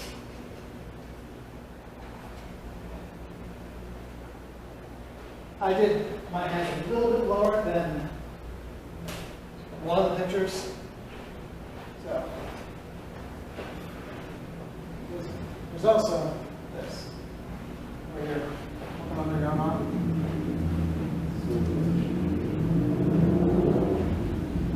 And then there's also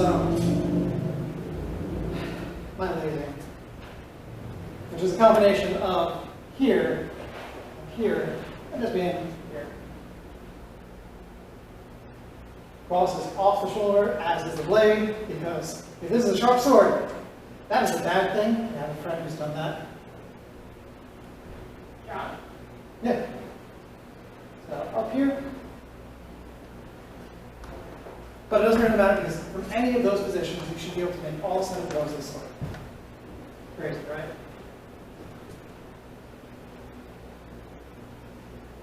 First one's easy. Mandrino Vendetta, right? Take a slight step back from the compass that way. When we all step in, it's not all going to come to the center. And that would be really 3 Musketeers, but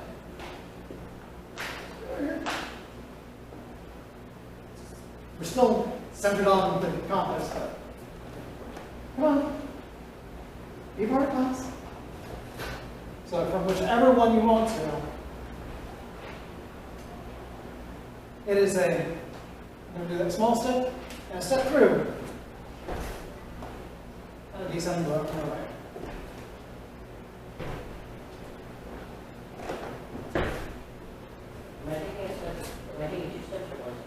Small step with front foot, passing step with back foot, and bring your cross up. Yeah. And that point back. There you go.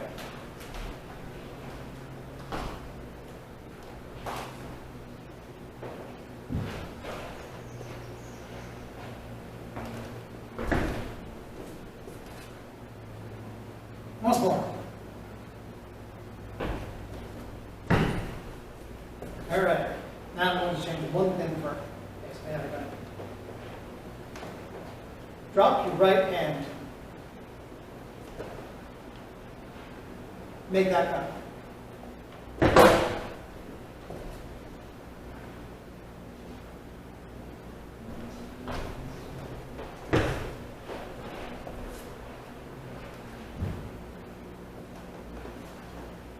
You will save yourself and avoid tiring yourself out if you use the mechanics of the sword to help stop your sword for you. Now, yes, I realize that my grip is not everybody's grip, but the mechanic of a cut is to pull with that left hand and cast it out. You use the structure of your body to stop the sword.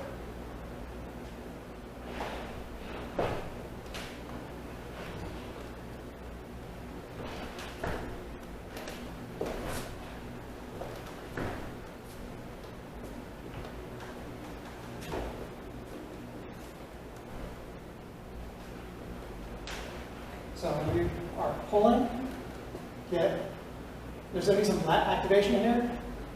You're going to pull it away from the body as you make that cut. A little higher. There. Now you can pull it out. Have you ever done fly fishing? No. It's kind of like casting a fishing rod. Oh, okay. Okay.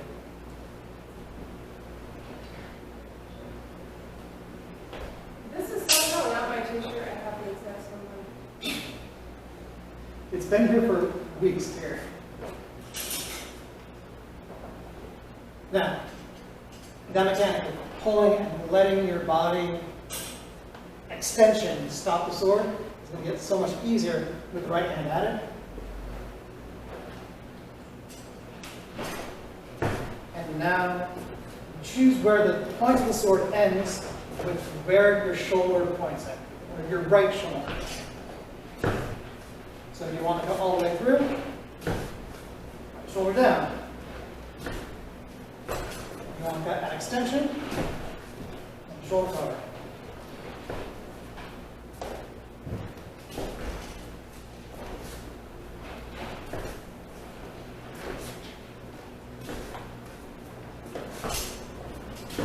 The idea of steering with the right arm continues. Next cut, the reversal of pendente. We're staying on the right side. This time, I'm just cutting it a little.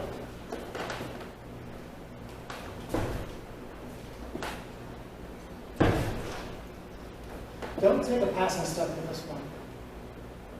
It's going to feel a little weird, but just take that increasing step out as you make that cut. So I'm still using my left hand to bring the sword forward, but I'm steering it with that right hand. So that it's coming from over my head and out. Now from your left side. No, sword stays on the right.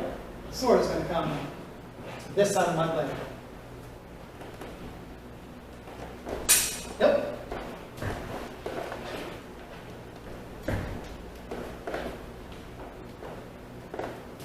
Cool. Down two of them.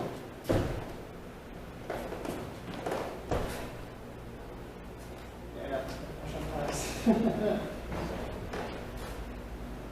This is time for rising strikes. And I'm still going to be nice and lazy.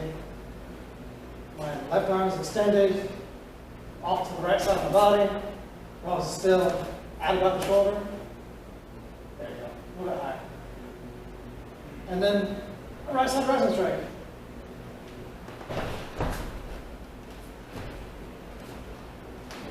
Yep. So we've actually already done this today. When we do this, that resetting and reloading is the same as the rising strike from most of you know.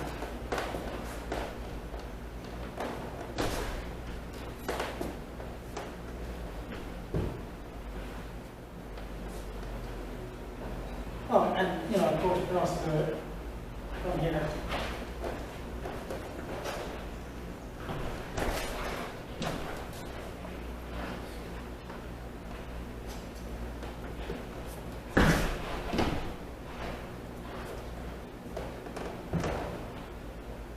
Cool. Right side is so easy. Everybody believes me on this side. Left side rising strike. Left side, it's the time. And here,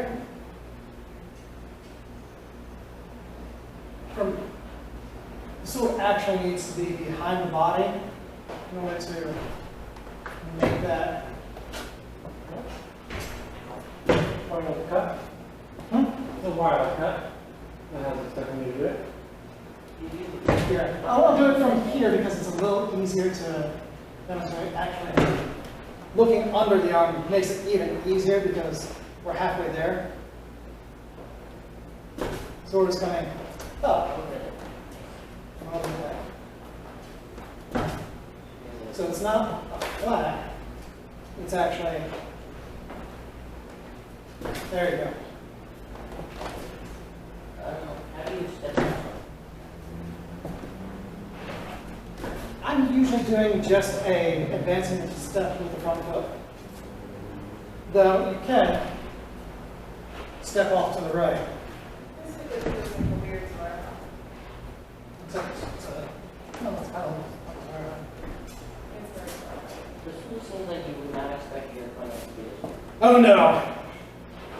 This is mean.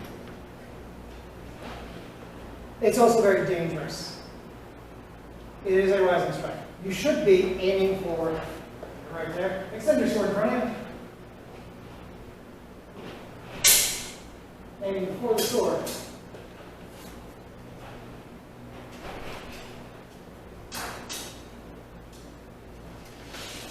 And then just following across and wind against them and make them foolish.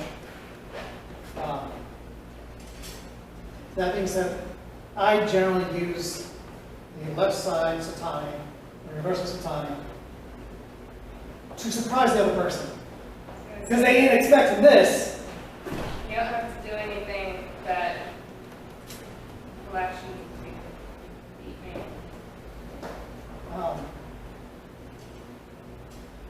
Cool. We are going to skip the Mitsanis for now. We're going to come back to them. What's the last strike you can do with a sword? Thrusting! Yep.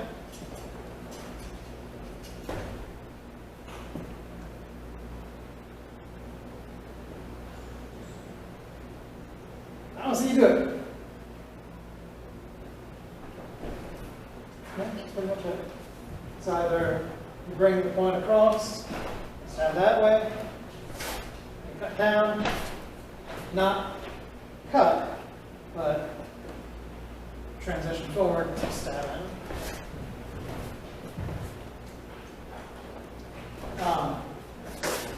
From here, it's actually stupid mean.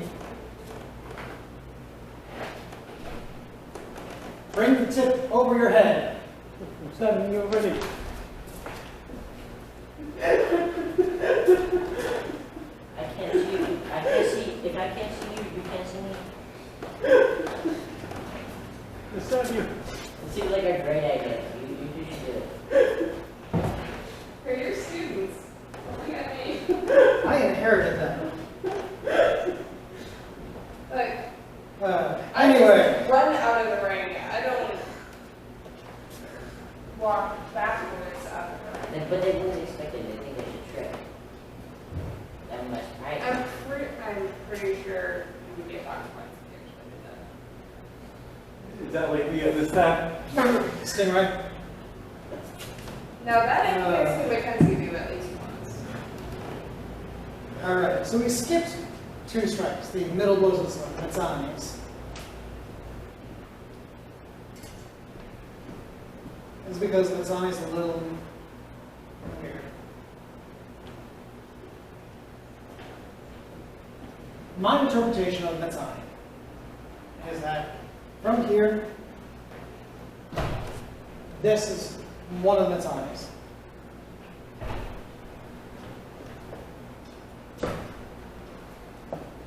Not that, it's actually crossing. That's not full extension, it's ending with a point towards the center. Yeah. Yep. Not so much down, it's going to be horizontal.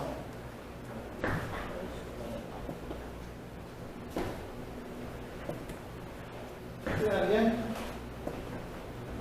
One more like that. So I want to end here. Yep.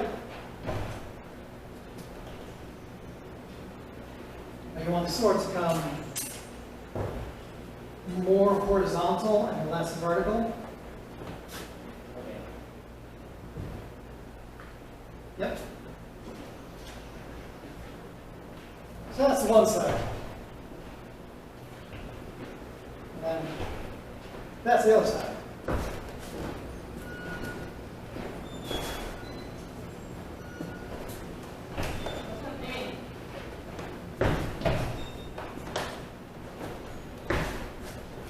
Let's down a little more horizontal. There you go. It's like a baseball swing. Not quite a baseball swing. It's somewhere between a Zorhon and a Ronco. I don't know how baseball works. I assume this is quick. Baseball, you step the front foot into This is, that's one side. although I had to relearn how to swing a baseball bat after doing this for 2 years. Smooth swings work against baseballs. But Smooth swings work against baseballs. If you pull with the left hand, yes.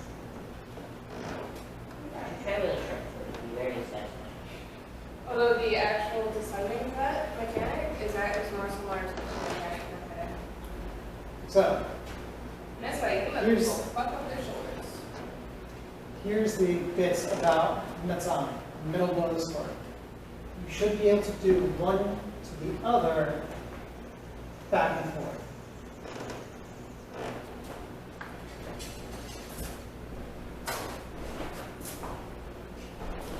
Yes, but you're going to be moving both feet. So, the way I usually describe this is we're here, doing this. You want to step forward with the other foot, step back.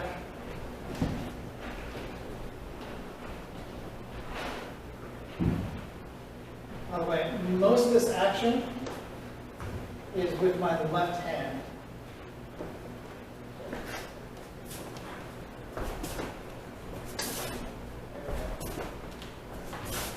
My right hand is moving there. What's that? Look aside.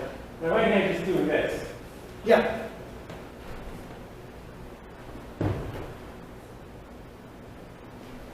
Don't bend your right arm so much. Like when you make this cut, to come to the other side,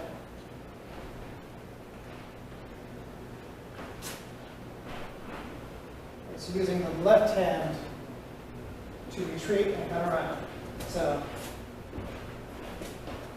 push forward with that left hand. I like to use that left hand to power that blow, not so much the right arm. The right arm staying still. All right. There you go.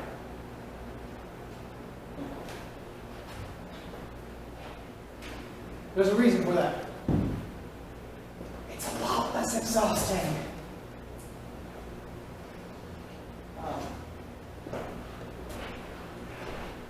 Yeah, deep inside, they come from both sides. And it's not just that, because, well, frankly, I can't do that from most of Uganda. It's also a Japanese thing. It's also dumb. I'll like that and just see how you Win. Basically, that's right. Anyway, those are the 5 strikes that you can do from most of Uganda, or 7 strikes. Does you ever have anything like a zone marker? Like here? No. Not specifically. So you could make the argument that the Zorkopter is just the Metzani's back and forth, back and forth. Zwergcopter isn't really even in the German manuscripts. It's European tournament. That's where it comes from. But Yeah, but I thought this was in the books. there is a bit like that in the book. Like the Zorha is in the books, but the Yeah, Vietnamese actually do both martial arts in Zwerg. why do you think I go to do with that? So the the thing that leads to the work copter, because there is something actually in the manual that. I'm just going to grab the info.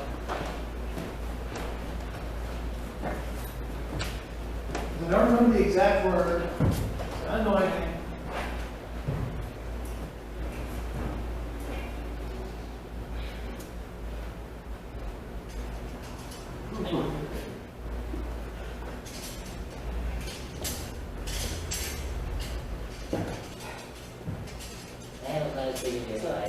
It is, again, we are back to color guard. It's called the failure.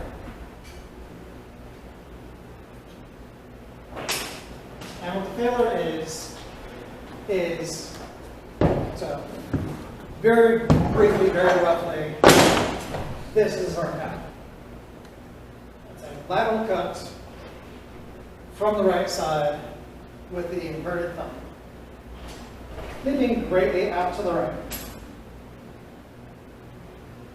And then you follow it up with either thrust, or if you do the later mire, it actually lands when it comes to the ear. You can also, you can work out high, and you can work out low. That's later. It actually doesn't say to work out low to start. It says to work to the openings one after the other. So this work copter is a combination of two bits. The first is the failure, which the failure is cutting this work short to draw a parry so you can cut around. And the other bit is cutting to the openings, which it says to cut high and low. So high on one side, low on the other. Because they are open here. When they cover, the opposite opening is now open, so you cut to it. Low, high. So it is a thing that you cut from one opening to the other. This work copter is then just going without actually taking the time to go, did it actually land? No. Okay, move it around. Am I safe to do this thing? I don't care. Well, I'm just more curious that zone, whatever you call it, was the thing in Fury, because if the sun is, if it has design is higher. So the Mazzanis, I mean, you could make the argument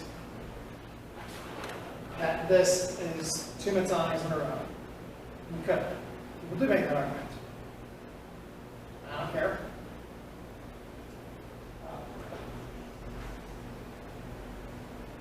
But it's how you want to work with it. And the point of the guards, the point of Iron Gate and Post Gate Dodana, are to give you starting points to do something. As we've talked about in weeks past, you know, when you come to a bind, I don't really care how you got there. You're in a bind. It's an instantaneous moment in a fight, and then you do something. This is starting to explain where you can come from to get to that bind. And that comes back to the compass. If we are at compass points away from each other, we are roughly a step and a cut from being able to interact with their sword. Not necessarily that. Interacting with their sword is how we start to become safe. How we defend safely. You just need to convince the other person to do it. And there are cheats we can do. One of my favorite cheats in the world is being an Iron Gate, and they are out of range. They don't want to cut at me because they have been trained that they are a step and a cut away from hitting me. Fine, cool. I'll be at this range, and I will throw the cover aggressively with a stomp. And that twitch reflex kicks in. And they cut at me.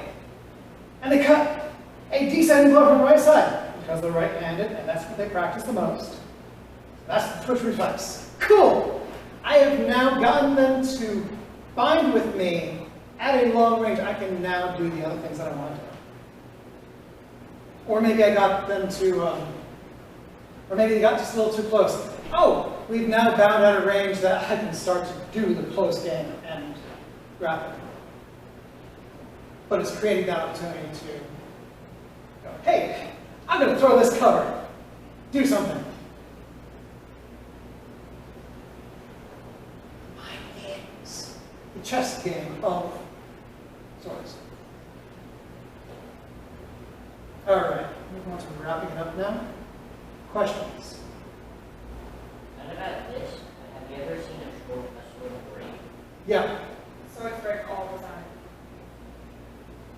These are durable consumables.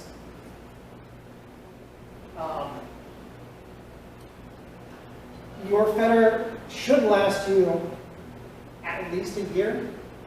With heavy use of fetter, Heavy use. with heavy use of fetter, it lasts you most 2 years. With, not beating up your swords and your friends. I've had this since 2016. I think the oldest one I've had since 2015, and it was the year old when I got it, but it hasn't seen use in like 5 years. This gets regular use because it's part of the loaner program. It stays here, but people can use it. If I were to bring, if I were, so this one is relatively new. I got this end of March. But if my previous better, the one that I've been doing with like for years, if I brought that into class, you can see it's all rusted out with things and the edges. Sorry. But you should maintain your sword, gun oil. If there's a burr, just a Still, coarse file, a burr.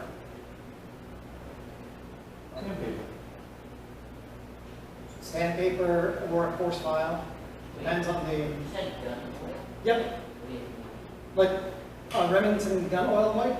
I know, but like, really just like in every time they use it, or? I don't usually do it often enough, but ideally that when you expose steel to moisture, you want to get the moisture off and give it that oil coating. I do it every week, like once a week. After you're done using it, wipe it down with the gun oil, and then dry it with a paper towel. Wipe it down, let it sit for a couple minutes, dry it with a paper towel before you put it away. Why do you dry it first? What's that? Why do you dry it you don't want to store it with moisture. No. She's asking why I dry the gun oil off of it. Mostly so it doesn't stain anything else that's way. Oh, okay. Because when we hang them up, we just cover them with WD-40 color today. Yeah. I guess you're worried about the stuff to wet. Yeah. Like if you're taking it with you, if you're hacking it up, you want to wipe it off. All right. Any questions about today's lessons?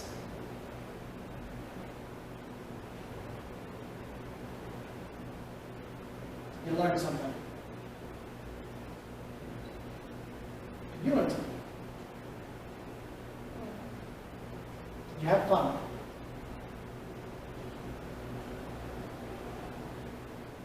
Cool. Let's do that.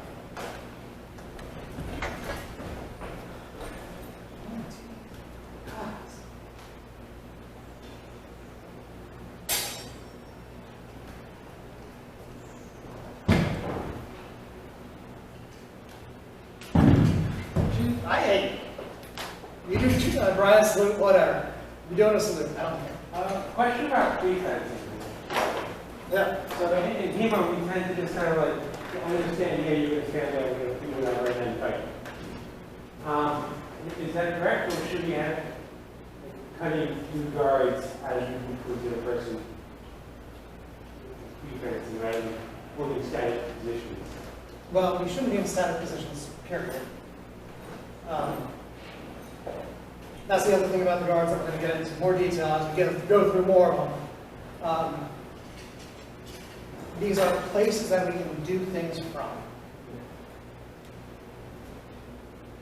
We can make adjustments from those places. And we should be making adjustments from those places. Like on here. And that's an adjustment.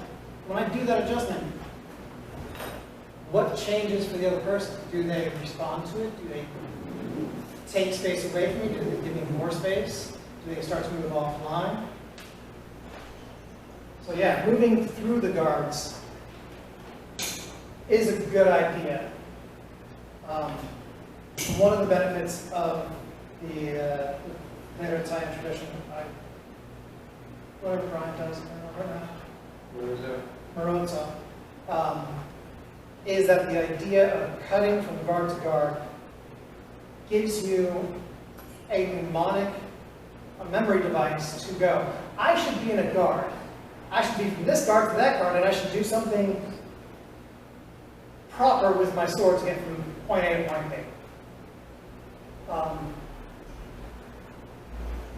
The downside is that you can get very predictable, especially if you start to move. People will chase after your movement and get to an advantageous position over you. As we play with the guards a little bit more, there's going to be this idea of moving through positions. Being here, here, here, here. Cutting from here to here, which is like here. Cutting up to a position that's basically posting down and down. We're cutting up to be in a position to do things from the next round. The reason the guards are so important is to give us positions that we can do things from, so we don't wind up in positions that we can't be effective. My biggest complaint in the world is this bullshit. This is not a guard. You are neither low enough to be effective to do something, or high enough to have your sword actually in the way. It's also really weak. Like if you get on top of my sword, I don't have momentum or anything that can save me. If I'm down here and you try to get on top of the sword, I have somewhere to create momentum. Here, it's much smaller. This is also this, but on to the right side. Again, sword tip down gives you that momentum, the ability to come. Here, you've lost half of your pump. And here's great. Like being all the way back is another guard. Let's talk about it. Oh yeah. First name? Yeah, that's one of my favorite things to do from that. Also, It's kind of, or just coming directly up into Vanessa. Awesome. All right, I hope you all enjoyed working with Lance.